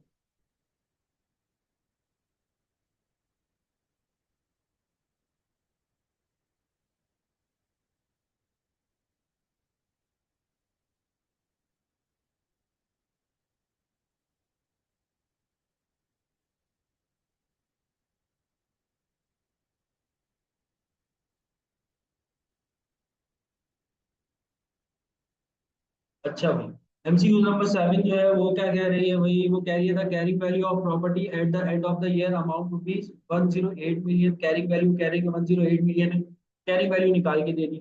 फिर कह रहे हैं on this date the property was revalued was deemed to have a fair value of 95 million. अब इसकी वैल्यू जो हो चुकी है वो 95 मिलियन हो चुकी है। ठीक है, फिर उसके बाद कह रहे हैं the balance on the revaluation reserve relating to the original gain of the property was 10 million. तो कह रहे हैं कि हमारे पास रीवैल्यूएशन रिजर्व में ऑलरेडी बैलेंस रखा हुआ था 10 million. What is the double entry, record the revaluation. अच्छा, ये वाला काम अभी तक हमने नहीं किया है। ठीक है, तो इस वाले को मेरे ख्याल में रहने दो, 7 को। अभी हम वो वाला जो क्वेश्चन हमने पेंडिंग में छोड़ा हुआ है, थोड़ा सा हम उसको आगे कर लें, क्योंकि यहाँ पर अब आपके एसेट की वैल्यू क्या हो रही है, कम हो रही है। 108 मिलियन से कितनी आ रही है, 95 मिलियन आ रही है। तो पहले हम उसको कंप्लीट करके ना फिर इसके ऊपर आएंगे। 7 को अभी रहने दो, 12 पर आ जाओ। 12 क्या बता रहा है।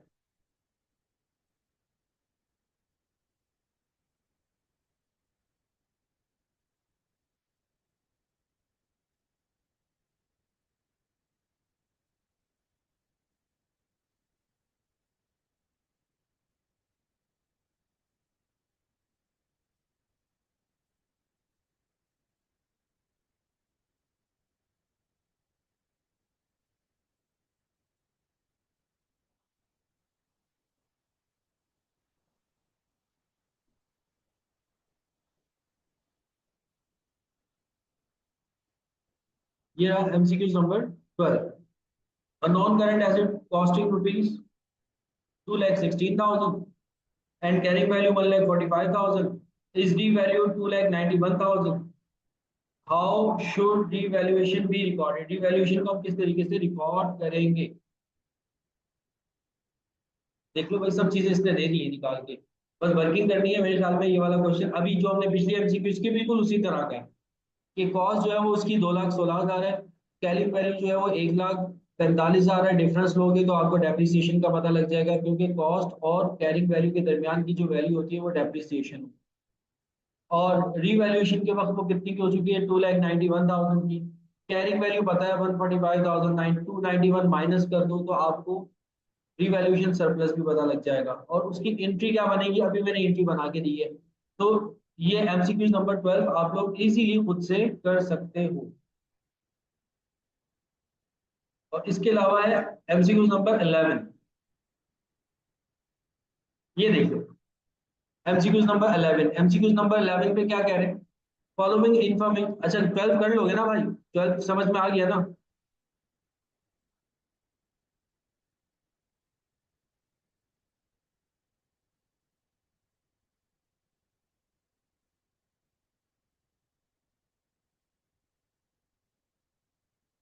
एमसीक्यूज नंबर 12 तो खुद कर लेंगे ना, मैं ये बुक भी शेयर कर दूंगा ग्रुप में।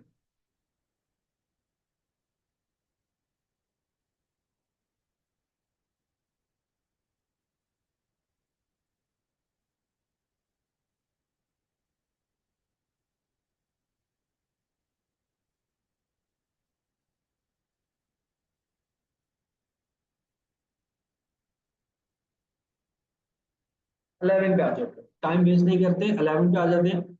यहाँ पे आपको बता रहे हैं कि following information is available for equipment. थोड़ा जूम कर देते हैं। Account of a business on 1 Jan 2018, opening balance of equipment जो है revalued amount 75 lakh, surplus on revaluation of equipment account 2 million का। At start of the year company sold equip, अच्छा ये disposal वाली बात आ गई। डिस्पोजल अभी हमने पढ़ना आगे चल के, ये भी नहीं होगा, 11 भी नहीं होगा। ठीक है भाई, बस 12 तक है। 11 अभी हम डिस्पोजल पढ़ लेंगे तो फिर उसके बाद आगे।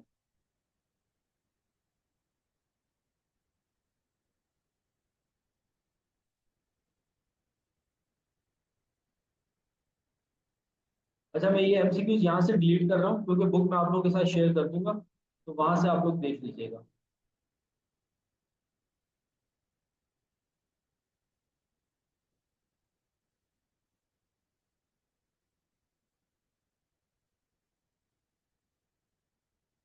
अच्छा भाई, कहानी पहुंची थी कि रीवैल्यूएशन सरप्लस हमने रिकॉर्ड किया था। अब थोड़ा सा कहानी को आगे बढ़ा। अब देखो, हमारा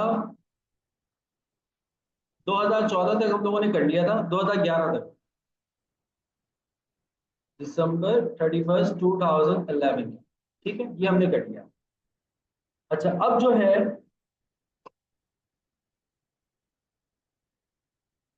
सेकंड रीवैल्यूएशन पे आते हैं। डेट है 2014 दिसंबर 31, ठीक है। 2011 रीवैल्यूएशन हो चुकी है। अब जो है 12, 13 और 14, 3 साल गुजरने के बाद, 3 साल गुजरने के बाद अब हमारा एसेट जो है वो दोबारा से रीवैल्यूड हो रहा है और उसकी फेयर वैल्यू कितनी है? 3 लाख, ठीक है। अब मुझे दोबारा से रीवैल्यूएशन करनी है, तो सबसे पहला काम मैं क्या करूंगा? 11 तक तो मैं रिकॉर्ड कर चुका हूँ, 12, 13 और 14, 3 साल जो बीच में गुजरे इसका मुझे डेप्रिसिएशन निकालना है। अच्छा, after the revaluation of asset, after the revaluation of asset कुछ पॉइंट्स आप लोग अपने पास लिख लीजिएगा। पहला पॉइंट ये है, और जब भी आप एसेट की वैल्यू को रीवैल्यूएट कर लो तो जो आपकी फेयर वैल्यू है, जैसे कि अभी हमारी फेयर वैल्यू कितनी है? 15 लाख। तो जो आपकी फेयर वैल्यू है अब से वही आपकी कॉस्ट। पहला पॉइंट। पॉइंट नंबर 1 क्या है कि जब आप अपने एसेट को रीवैल्यूएट कर लो, जब आप अपने एसेट को रीवैल्यूएट कर लो, रीवैल्यूएट करने के बाद अब जब आप दोबारा से नेक्स्ट ईयर में आप आओगे और डेप्रिसिएशन वगैरह निकालना शुरू करोगे, तो जो आपके एसेट की फेयर वैल्यू है वही अब आपके एसेट की क्या होगी? पुरानी कॉस्ट को भूल जाओ, पुरानी कॉस्ट को भूल जाओ, हमारे सर कहते थे उसको कब्रिस्तान में क्या कर दो? दफना। अब आपके एसेट की जो कॉस्ट है वो कितनी है? 15। पहली बात तो ये होगी। दूसरी बात ये होगी कि अब जो आपका एसेट डेप्रिशिएट होगा वो होगा रिमेनिंग लाइफ पर। अब आपका एसेट जो डेप्रिशिएट होगा वो होगा रिमेनिंग लाइफ पर। ये दूसरी बात है, ये दो पॉइंट्स याद रखिएगा। अब जब दोबारा से आप डिवैल्यूएशन से आगे काम करना शुरू करोगे, पहला तो जो फेयर वैल्यू है वही अब हमारी क्या है? कॉस्ट है। दूसरा, जो अब हमारा एसेट डेप्रिशिएट होगा वो किस पे होगा? वो किस पे हो जाएगा? हमारी रिमेनिंग लाइफ। रिमेनिंग लाइफ मतलब देखो, हमारा एसेट जो था वो 10 साल था, उसकी लाइफ 10 साल की थी। 10 साल की हमारे एसेट की लाइफ थी, ठीक है। अब 2 साल हमने उसको बीच में इस्तेमाल किया है ना, उसके बाद रिवैल्यूएशन हुई, तो 2 साल कम हो गए। अब हमारे एसेट की जो रिमेनिंग लाइफ है वो 8 ईयर्स होगी। हाँ, अगर क्वेश्चन के अंदर वो आपको ये कहते हैं कि हमने एसेट की रिवैल्यूएशन की और अब हमारे एसेट की लाइफ ये है, तो जो वो रेकमेंड कर रहे होंगे लाइफ, तो फिर आपने उसी को लेकर चलना है। लेकिन अगर वो कोई लाइफ रेकमेंड नहीं कर रहे तो फिर आपने रिमेनिंग लाइफ को लेना और फिर उससे आगे काम चलना, ठीक है।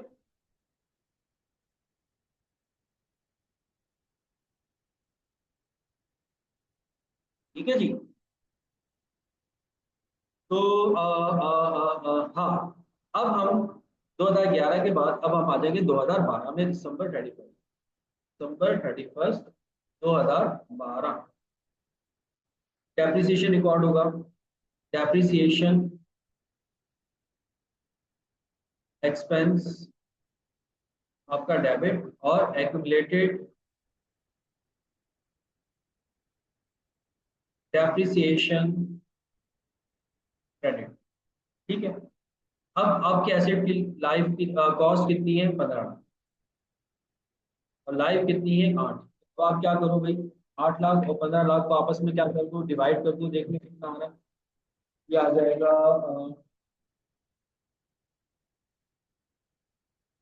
15 लाख डिवाइड कर दो 8 से,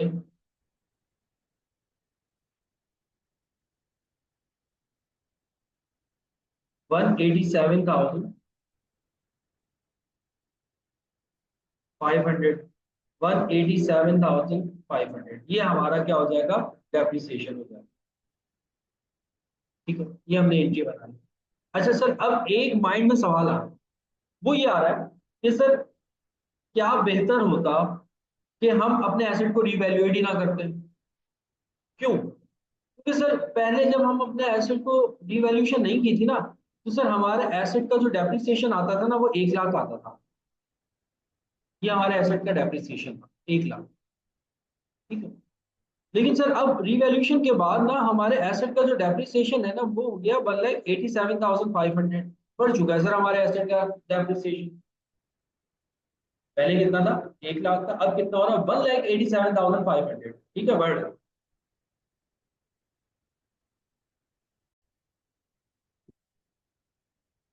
अच्छा, बात हो रही थी कि भाई अब ये जो है क्या कहते हैं कि डेप्रिसिएशन जो था वो पहले जो आ रहा था वो 1 लाख आ रहा था, अब जो है आपका डेप्रिसिएशन जो आ रहा है वो 1,87,500 आ रहा है। ठीक है, आपका डेप्रिसिएशन जो है वो क्या हो गया, इंक्रीज हो गया रिवैल्यूएशन की वजह से। ये क्यों हुआ है, रिवैल्यूएशन हुआ है तभी तो हमारा एसेट जो है वो क्या हुआ है, इंक्रीज कर गया है।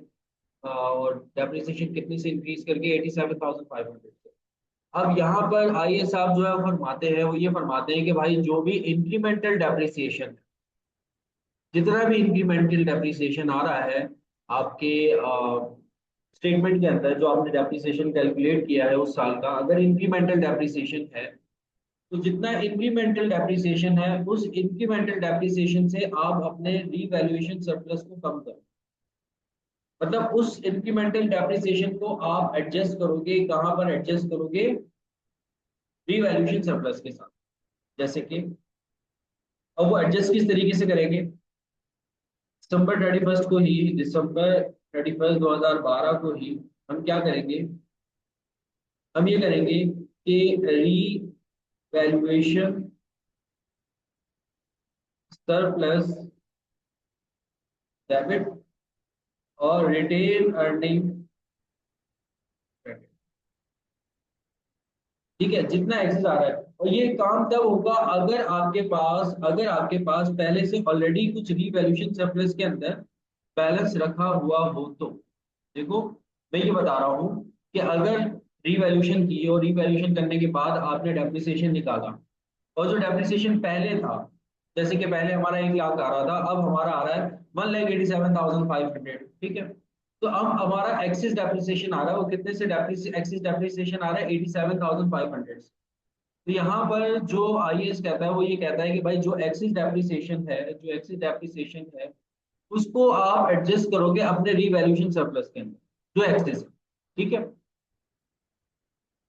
ये तब होगा जब आपके पास ऑलरेडी रीवैल्यूएशन सरप्लस में बैलेंस रखा हुआ होगा। जैसे कि अभी हमने रीवैल्यूएशन किए ना, अभी हमारे पास रीवैल्यूएशन सरप्लस में ऑलरेडी 7 लाख रुपए रखा हुआ है। ठीक है, तो हम डेप्रिसिएशन को एडजस्ट कर सकते हैं, अगर नहीं होगा तो फिर नहीं करेंगे। ठीक है, तो कितना इंक्रीमेंटल डेप्रिसिएशन है हमारा, 1,87,500 अब का है और पहले का था 1 लाख। तो इंक्रीमेंटल डेप्रिसिएशन आ रहा है हमारा 87,500, 87,500। ठीक है, ये हमारा इंक्रीमेंटल डेप्रिसिएशन है जो कि रिवैल्यूएशन सरप्लस के साथ जाकर के क्या होगा, एडजस्ट होगा। ठीक है, तो हर साल अब ये दो एंट्रीज एक साथ बनेंगी। एक तो डेप्रिसिएशन एक्सपेंस, क्योंकि स्ट्रेट लाइन मेथड है, अगर हम 2012 के बाद 2013 पे आ जाते हैं, दिसंबर 31 2013 में एंट्री यही बनेगी हमारी, डेप्रिसिएशन एक्सपेंस डेबिट, और एक्यूमुलेटेड डेप्रिसिएशन क्या हो जाएगा, क्रेडिट।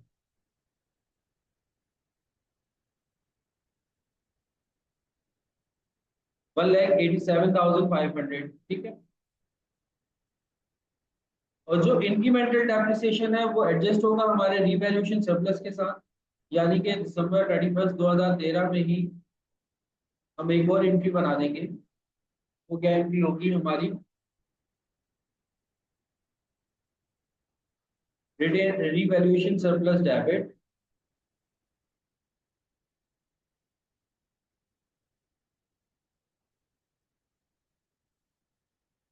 87,500 और रिटेन अर्निंग क्या हो जाएगी, क्रेडिट।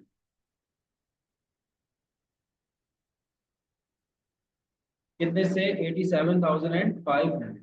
ठीक है। अच्छा, रिवैल्यूएशन हो कब रही थी हमारी, 2014 में होती है ना, तो 2014 का भी रिकॉर्ड होगा सेम इसी तरह से।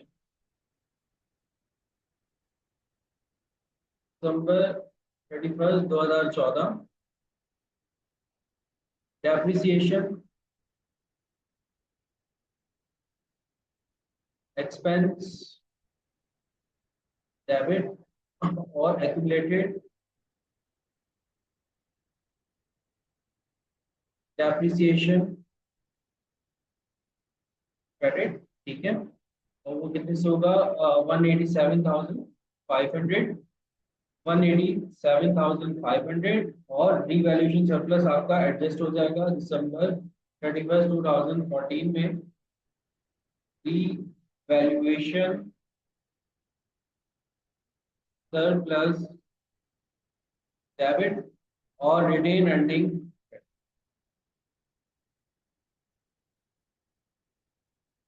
कितने से, 87,500 और 87,500।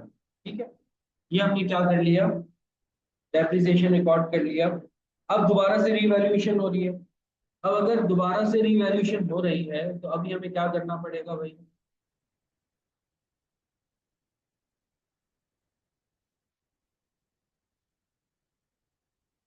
अब हमें दोबारा से कैरिंग वैल्यू एसेट की निकालनी होगी। जैसे कि मैंने आपको बताया था, जब भी रीवैल्यूएशन होगी तो सबसे पहले आप क्या करोगे, एसेट की कैरिंग वैल्यू निकलो। कैरिंग वैल्यू कैसे निकलेगी भाई, कैरिंग वैल्यू निकलेगी एसेट की, सबसे पहले आप कॉस्ट लिखोगे। अब हमारी कॉस्ट क्या है, 15 लाख के पहले रीवैल्यूएशन हो चुकी है, मैंने कहा था। अब से आपकी यही क्या होगी, कॉस्ट होगी। लेस करेंगे एक्यूमुलेटेड डेप्रिसिएशन, जितना रिवैल्यूएशन के बाद का डेप्रिसिएशन है, और वो कितना है, वो 3 साल का है ना, 187,500। तो 187,500 मल्टीप्लाई बाय 3 कर देते हैं, तो 5,62,500 ये हम माइनस कर देंगे। तो हमारे पास ये आ जाएगी कैरिंग वैल्यू। और फिर हम इसमें से लेस कर देंगे फेयर वैल्यू। ठीक है। अब ये 15 लाख माइनस करें अगर हम, 9,37,500। और फेयर वैल्यू अब हमारी जो हो चुकी है वो कितनी हो चुकी है, 3 लाख की। ये माइनस कर दो,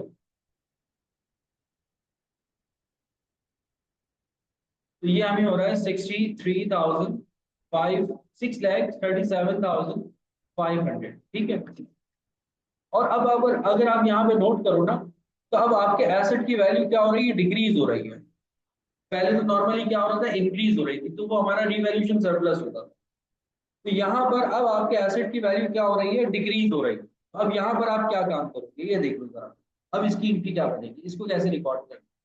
देखो, एक दफा इंक्रीज वाला केस सीख लिया, अब डिक्रीज वाला केस सीख। वैसे जब आपके एसेट की वैल्यू डिक्रीज हो जाती है तो वहां पर रिवैल्यूएशन सरप्लस नहीं आता, बल्कि वो आता है वहां पर आपके पास इम्पेयरमेंट। ठीक है। लॉस ऑन इम्पेयरमेंट जिसे आप कह सकते हो, वो है आपके पास IAS 36।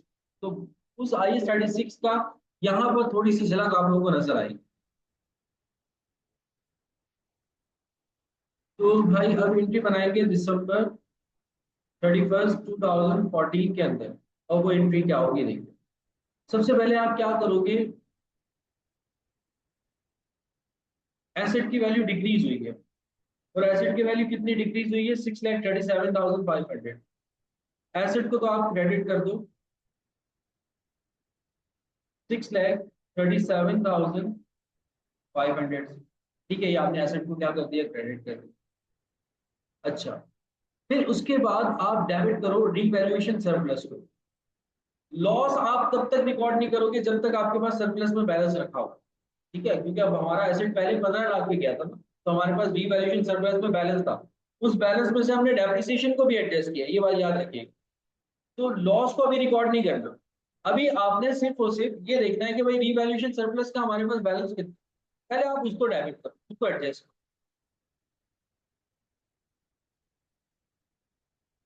रीवैल्यूएशन सरप्लस आपका क्या हो जाएगा, डेबिट। कितने से डेबिट होगा, देखो आपका जो रीवैल्यूएशन का बैलेंस था, अगर आप यहाँ पर नोट करते हो, आपका रीवैल्यूएशन का बैलेंस था 7 लाख, ठीक है। और फिर उसके बाद इंक्रीमेंटल डेप्रिसिएशन एडजस्ट हुआ है हर साल 3 साल, 87,500, 87,500 और 87,500, ये आपके सरप्लस के अंदर एडजस्ट हुआ। तो आपका एसेट का जो बैलेंस था सरप्लस का, वो 7 लाख का था। तो 87,500 3 दफा आपका क्या हुआ है, एडजस्ट हुआ है। मतलब कि टोटल जो आपने अब तक एडजस्ट किया है 2,62,500, इसमें से एडजस्ट कर चुके हो डेप्रिसिएशन की मद में, जो आपका इंक्रीमेंटल डेप्रिसिएशन।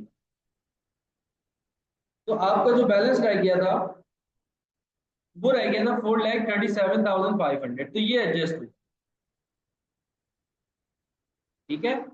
तो हमेशा याद रखिएगा लॉस के केस में लॉस को रिकॉर्ड नहीं कीजिएगा, पहले आपने क्या रिकॉर्ड करना है, एसेट को क्रेडिट कर दो जितने से डिक्रीज हो रहा है, जैसे अभी यहाँ पे 6,37,500 से डिक्रीज हो रहा है।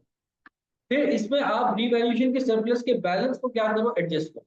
एडजस्ट कैसे करोगे, कि आप देख लो कि भाई पहले रीवैल्यूएशन सरप्लस का बैलेंस कितना था, अगर कोई इंक्रीमेंटल डेप्रिसिएशन एडजस्ट हुआ है तो आप क्या कर दो, माइनस।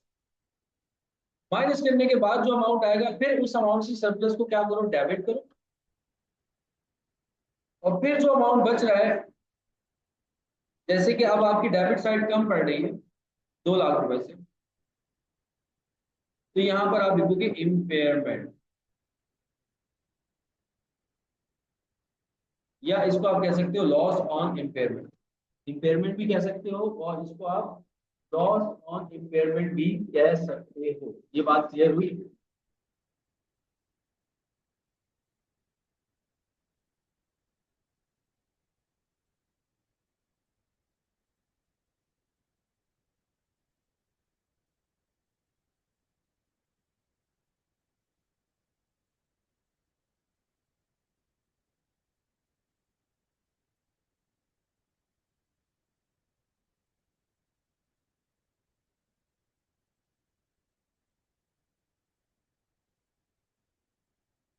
इम्पेयरमेंट लॉस कितने से हो गया, 2 लाख से, ठीक है।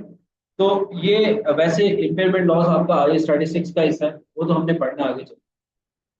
देखो हमने जब क्लास स्टार्ट की थी तो हमने कहा था कि भाई हमने क्या क्या चीजें पढ़नी है।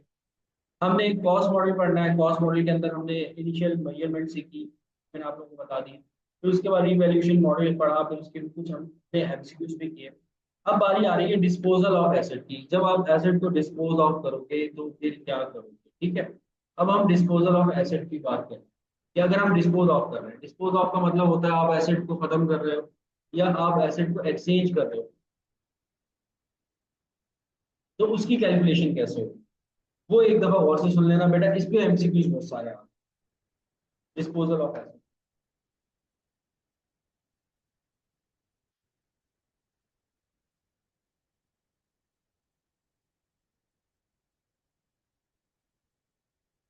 डिस्पोजल ऑफ एसेट के अंदर हम बात करेंगे सबसे पहले एक्सचेंज की।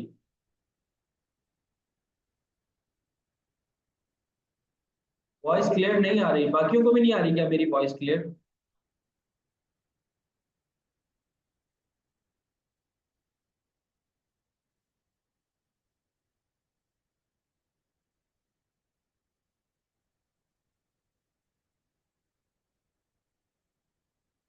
बाकियों को आवाज आ रही, हाँ क्लियर है, फिर दवाई आपकी वॉइस में मसला होगा थोड़ा, नेट का कनेक्शन प्रॉपर नहीं होगा, तो इस वजह से वॉइस क्लियर नहीं होगी। अच्छा, जो अब जो चीज रह गई है IS 16 के अंदर, वो लास्ट चीज रह गई है, वो ये रह गई है कि डिस्पोजल ऑफ एसेट को किस तरीके से करते हैं। डिस्पोजल ऑफ एसेट के अंदर जो मेन काम होता है ना, वो होता है exchange of asset.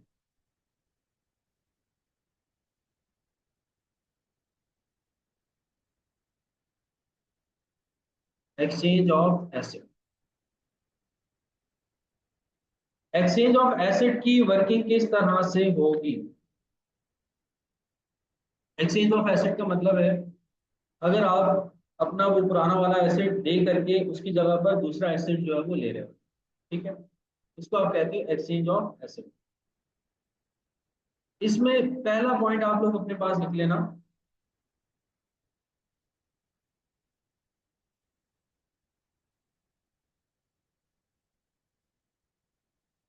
Recognise eight,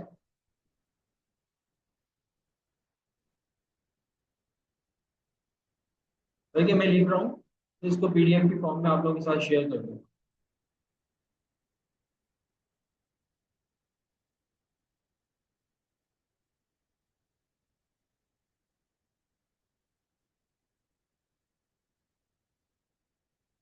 recognise at the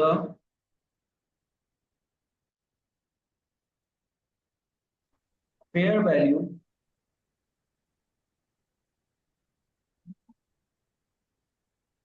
of asset acquired.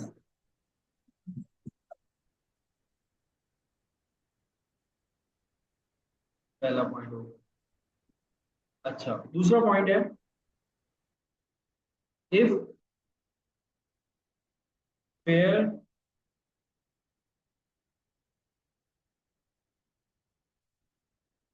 Value of asset is not available, then क्या करोगे भाई?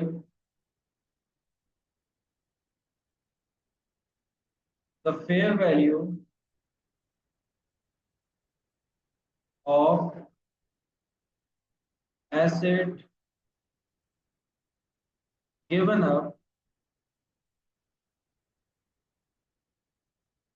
Plus cash paid minus receive.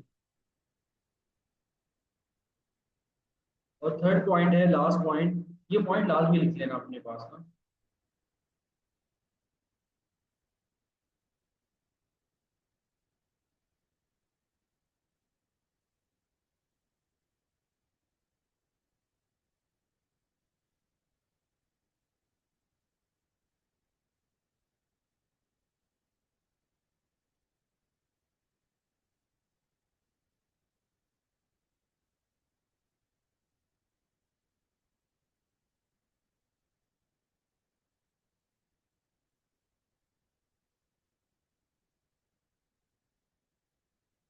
If fair value are not available,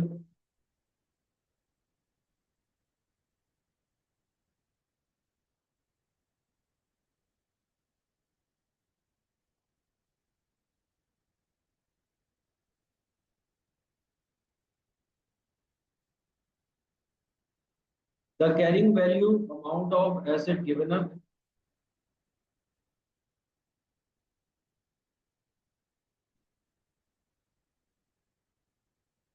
the carrying value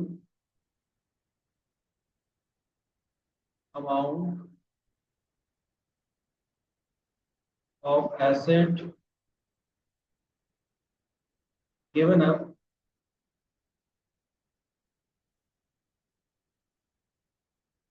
minus, sorry, plus cash paid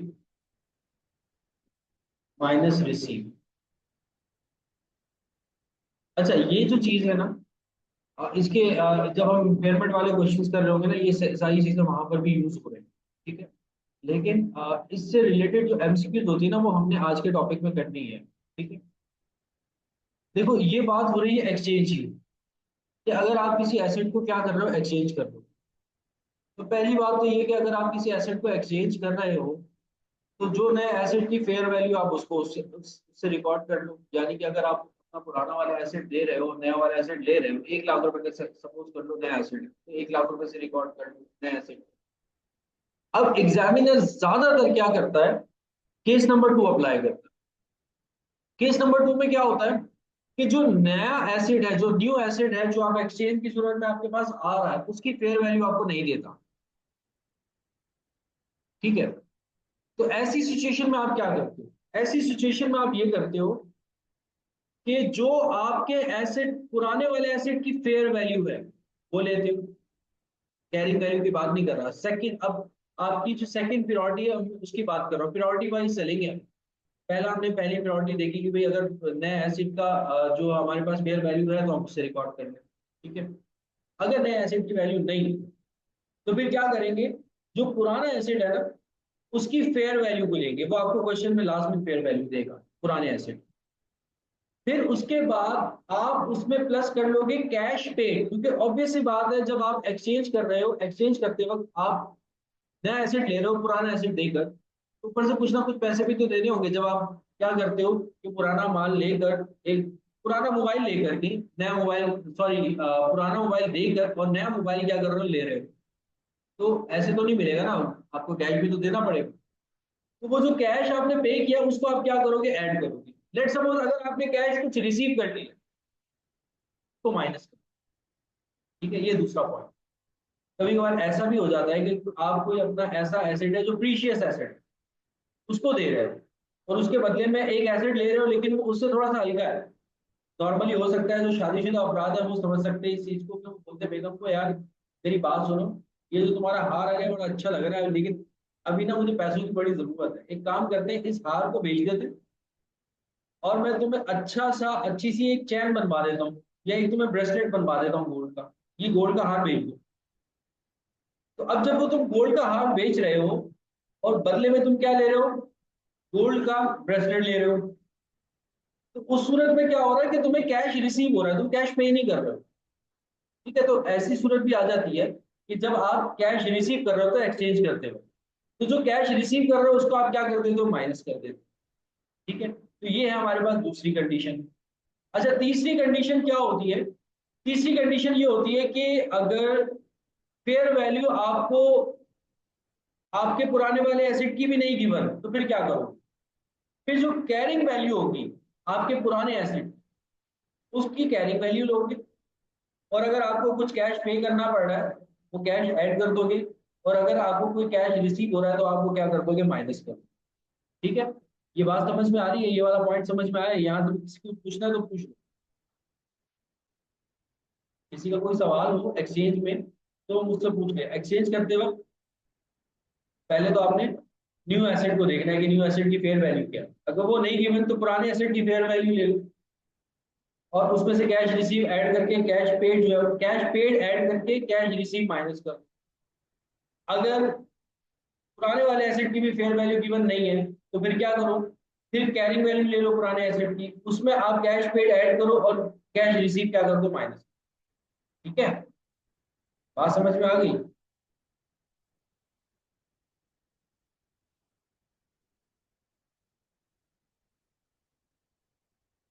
clear हो गया? आगे चलो।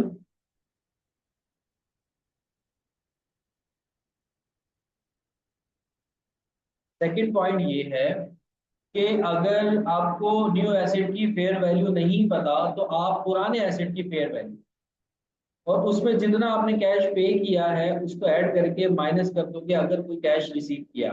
ये second point. ठीक है, अब इससे रिलेटेड ना एमसीक्यू कर लेते ना, क्वेश्चन कर लेंगे तो और ज्यादा क्लियर हो जाएगा। एमसीक्यू नंबर है 35। अब 35 ढूंढना पड़ेगा भाई।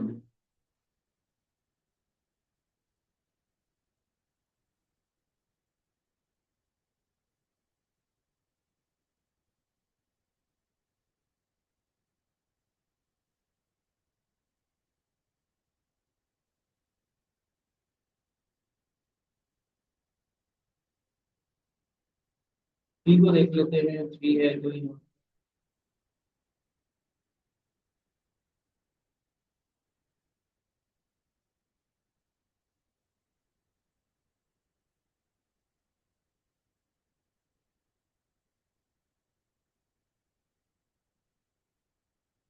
नहीं मैं ना आप लोगों के साथ वैसे ही शेयर कर देता हूँ। हाँ मैं शेयर कर दूँ।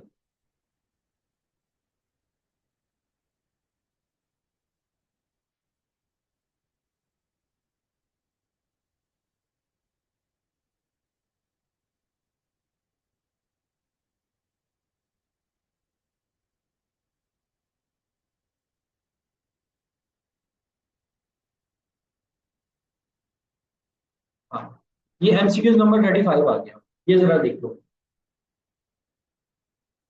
देखिए इसमें आपको क्या बता रहे हैं।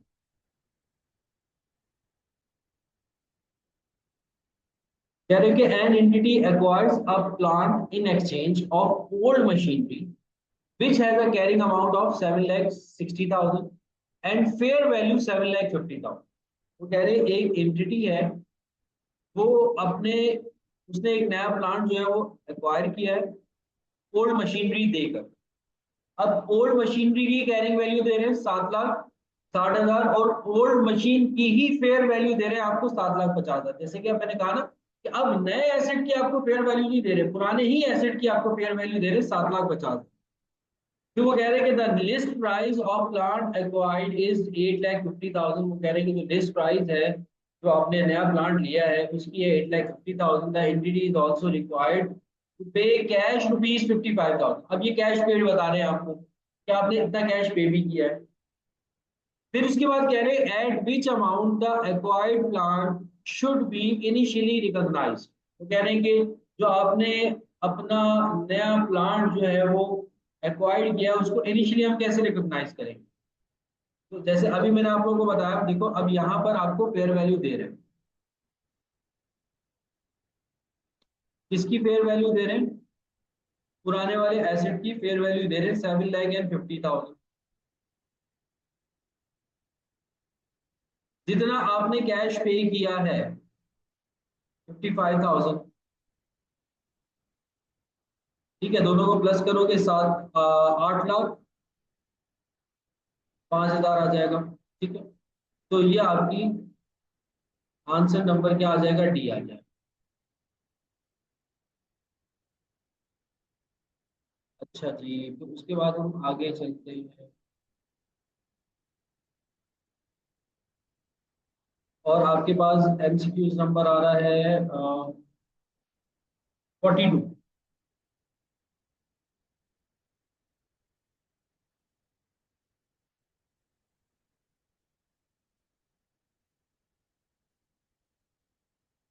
जी कह रहे हैं कि an entity acquired laptop in exchange of desktop which have a carrying amount of 4,50,000 and fair value 3 lakh. अब ये देखो यहाँ पर भी आपको फेयर वैल्यू दे रहे हैं। ओल्ड एसेट की कितनी, 3 lakh. The list price of laptop आपको बता दिया 6 लाख है। The entity required to pay cash 2,75,000।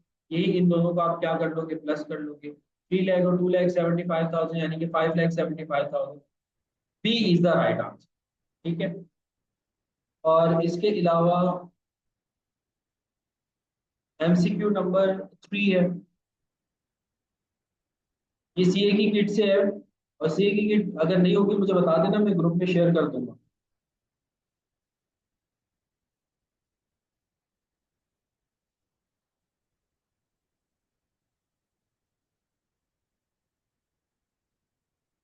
MCQs number 3, 3 तो मेरे ख्याल में हमने किया था।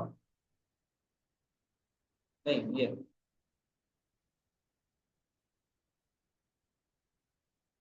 जी फैसल भाई मैं शेयर कर दूंगा। अच्छा देखो यहाँ पे बता रहे हैं कि an entity purchase a property of 6 million. 6 million की इन्होंने प्रॉपर्टी परचेज की है। गाइबस को the land element of the purchase was rupees 1 million. ठीक है, जिसमें से लैंड की वैल्यू थी 1 million. The expected life of the building 50 years and its residual value 10। अच्छा प्रॉपर्टी परचेज कर रहे हैं 6 मिलियन की, जिसमें से लैंड जो है वो कितने की है, 1 मिलियन की। यानी कि दो एसेट है, 6 मिलियन के टोटल एसेट है, इसमें से लैंड की वैल्यू कितनी है, 1 मिलियन है। The expected life of the building 50 years। Building की जो लाइफ है 50 years है। And its residual value was nil, उसकी रेजिडुअल वैल्यू बिल्कुल जीरो है। On 30 June 2015 the property was revalued 7 million, property को हमने रीवैल्यू किया, वो कितने हो गई 7 मिलियन पे चली गई है। Of which the land element was 1.24 million, जिसमें से जो लैंड का एलिमेंट है वो 1.24 मिलियन का है। And the building rupees 5.76 million, जिसमें से बिल्डिंग का जो एलिमेंट है वो 5.76 मिलियन का है। On 30 June 2017 the property was sold for rupees 6.8 million। अब हमने इस प्रॉपर्टी को जो है वो 6.8 मिलियन पे क्या कर दिया, सेल कर दिया है। What is the gain on disposal of the property that would be reported in the statement of profit or loss? अब बताओ कि आपको कितना प्रॉफिट या लॉस होगा। देखो, अब इसमें ना एक तो ये हो रहा है कि सबसे पहले एसेट को परचेज किया है, फिर उसके बाद कुछ अरसे बाद इन्होंने क्या किया है, एसेट को रीवैल्यू किया है।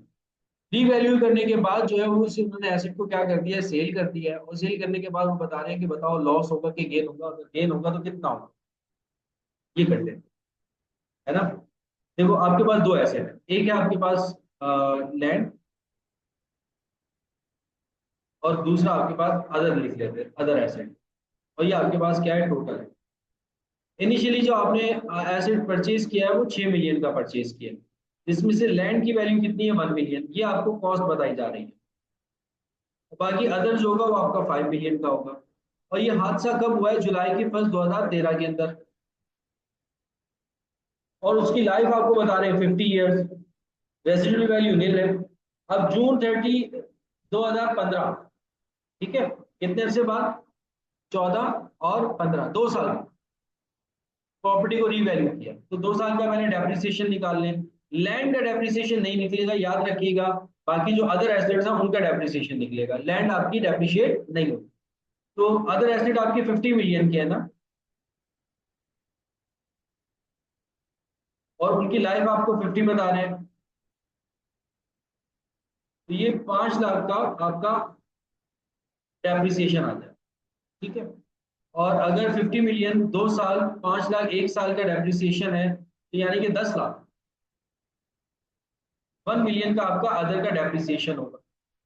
ये हमने क्या किया, डेप्रिसिएशन माइनस कर दिया। तो अब ये आ गई हमारे पास कैरिंग वैल्यू 1 मिलियन, 1 माइनस किया 4 मिलियन, और टोटल जो है वो हमारी कैरिंग वैल्यू आ चुकी है, वो आ चुकी है 5 मिलियन। अब हम एसेट को क्या कर रहे हैं, रीवैल्यू कर रहे हैं। तो रीवैल्यूएशन से पहले आपको कैरिंग वैल्यू पे लाना होता है, वो मैं ले आया हूँ। अब रीवैल्यूएशन वैल्यू क्या है, अब वो रीवैल्यूएशन वैल्यू आपको बता रहे हैं कि लैंड की वैल्यू कितनी हो चुकी है, 1.24 मिलियन, और बिल्डिंग की वैल्यू हो चुकी है 5.76 मिलियन। अच्छा, ये हमने सारा काम ऐसे ही कर लिया, इसकी जरूरत ही नहीं। तो टोटल जो रीवैल्यूएशन वैल्यू है वो है आपकी 7 मिलियन। इन दोनों को अगर आप ऐड कर लो तो टोटल कितना है, 7। अच्छा, अब बेच कितने का रहे हो, 6.8 का, ठीक है। कब बेच रहे हो, 2017 में। 2017 में जून 30 को आप क्या कर रहे हो, 6.8 मिलियन का सेल कर।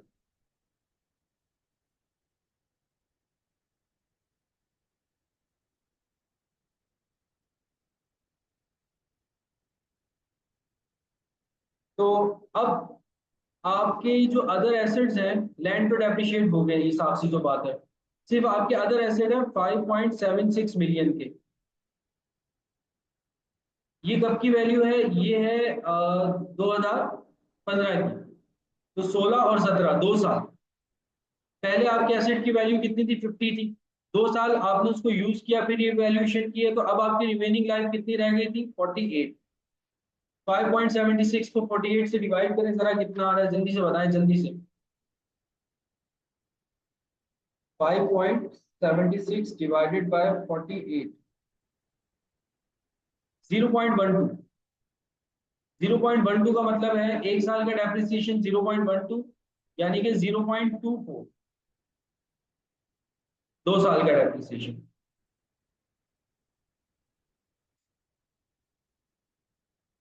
48 में से 0.24 माइनस कर दें,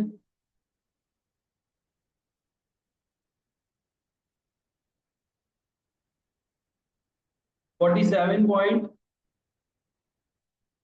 7.76, ये आपकी कैरिंग वैल्यू है अदर एसेट की। और जो आपकी बिल्ड लैंड की जो कैरिंग वैल्यू है वो तो वही रहेगी, क्योंकि उस पर तो डेप्रिसिएशन होता नहीं है। तो वो है 1.24। तो टोटल आपका हो जाएगा 1.2449 मिलियन। और आपने भेजा कितने का है? 6.8 मिलियन। नहीं,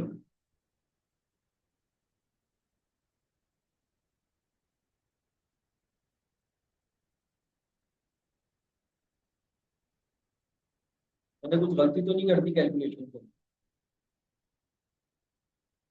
5.76 माइनस 0.24, 5.52 हो जाएगी कैरिंग वैल्यू। डेप्रिसिएशन इसमें से जब माइनस करूंगा, मैंने 47.7 को गलत लिख दिया।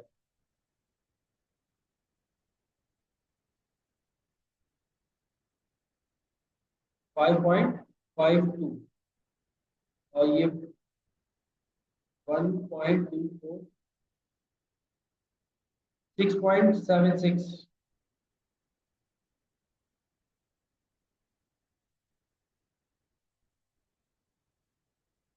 6.76 कैरिंग वैल्यू आपके एसेट की ये है। और सेल कितने का कर रहे हो आप? 6.8 का, यानी कि ज्यादा का सेल कर रहे हो।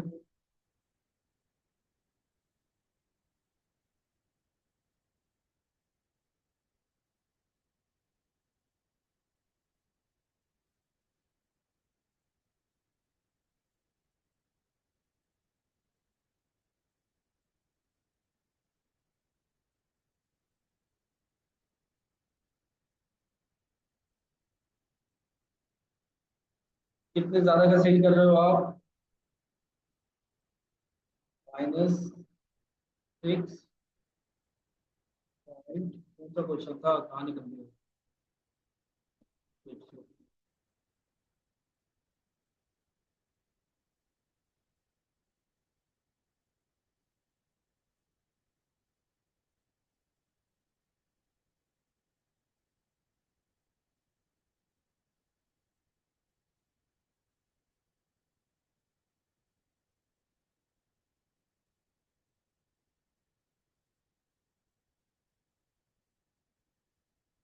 6.8 मिनट का आप सेल करो, तो बस 0.04, यानी कि 40,000 का आपको क्या हो गया, गेन।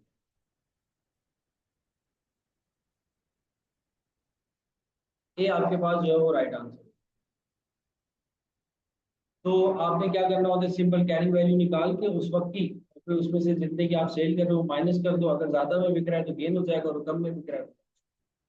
तो ये बेटा पूरा का पूरा हमने आईएस जो है वो IS 16 आई थिंक क्या करिए, कंप्लीट कर लिया। हमने सेल भी पढ़ लिया,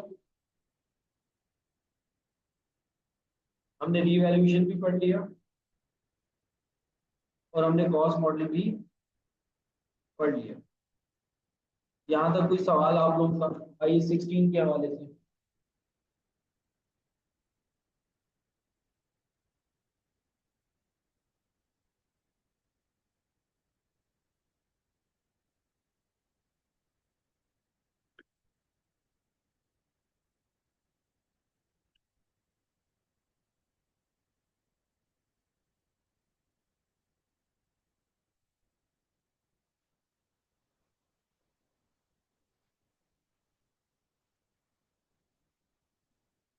आयशा महा आपका, हमजा भाई आपने बहुत लेट ज्वाइन किया। तो कल हम फिर इंशाल्लाह ताला इम्पेयरमेंट को जो है वो पढ़ेंगे, IS 36। आज के लिए इतना काफी है। फिर अपना ख्याल रखिएगा, मुझे दुआ में याद रखिएगा।